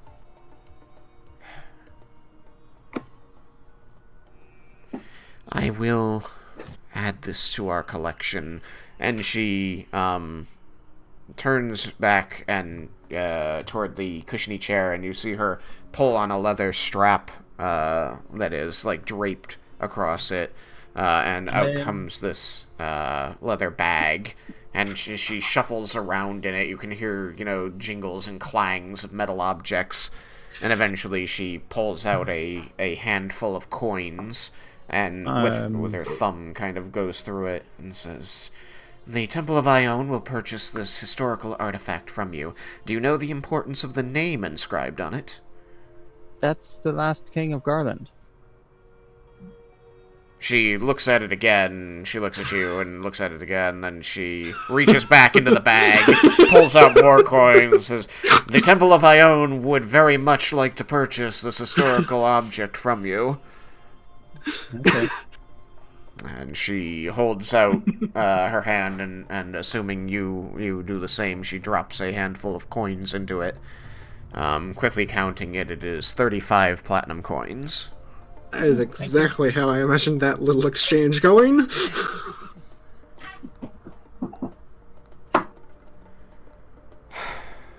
As I said, Laramendus, I cannot stop you from leaving. But I hope you will not leave. She, slings her bag over her shoulder, turns and picks up her book that she dropped, and then painfully slowly walks back toward the museum. Every now and then you see her gait, slow a little bit more, and then she picks it up again.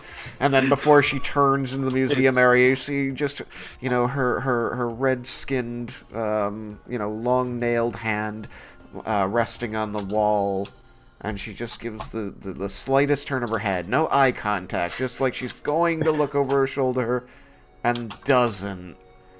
Before she turns the corner, Jebel just shouts out, "When I get back, remind me to show you the musical instrument I found."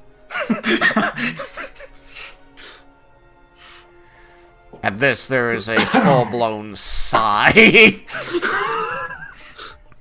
And she That was cruel. rounds the corner. I'm not showing her my instrument. I'll just... Giggity? No, shut up. I'm sorry, that's the way that sounded. Yeah, well, I said it in character. There is a long sigh from Lair Mendes. Let us be quick about this. Indeed, let's hurry. Okay. You forgot to ask for directions. I did not intend to ask her for the directions. Alright, then you lead the way because you seem to have a plan. Okay. Next time on D&D. Everybody loves Raiken. Next time on Everybody Loves Raiken. Alright, we'll stop there. That was very good. I like that. It was a good roleplay session. It was. Alright, thank you everybody for playing. And I'm we so will see nervous. you not next week because I have to take a plane out to Middle America on Monday. So we won't have a session and I'm gone all week. And so, but we should be back on the following Tuesday, so that is the 14th. Dope. So in 12 days, we'll have another session. I was so nervous about my plan. I think it should have Tristan's a gone worse nerd for in you. Traveling. I have to What'd you travel say, for work. Alright, good night, everybody. Good night. Bye. Good night. Right.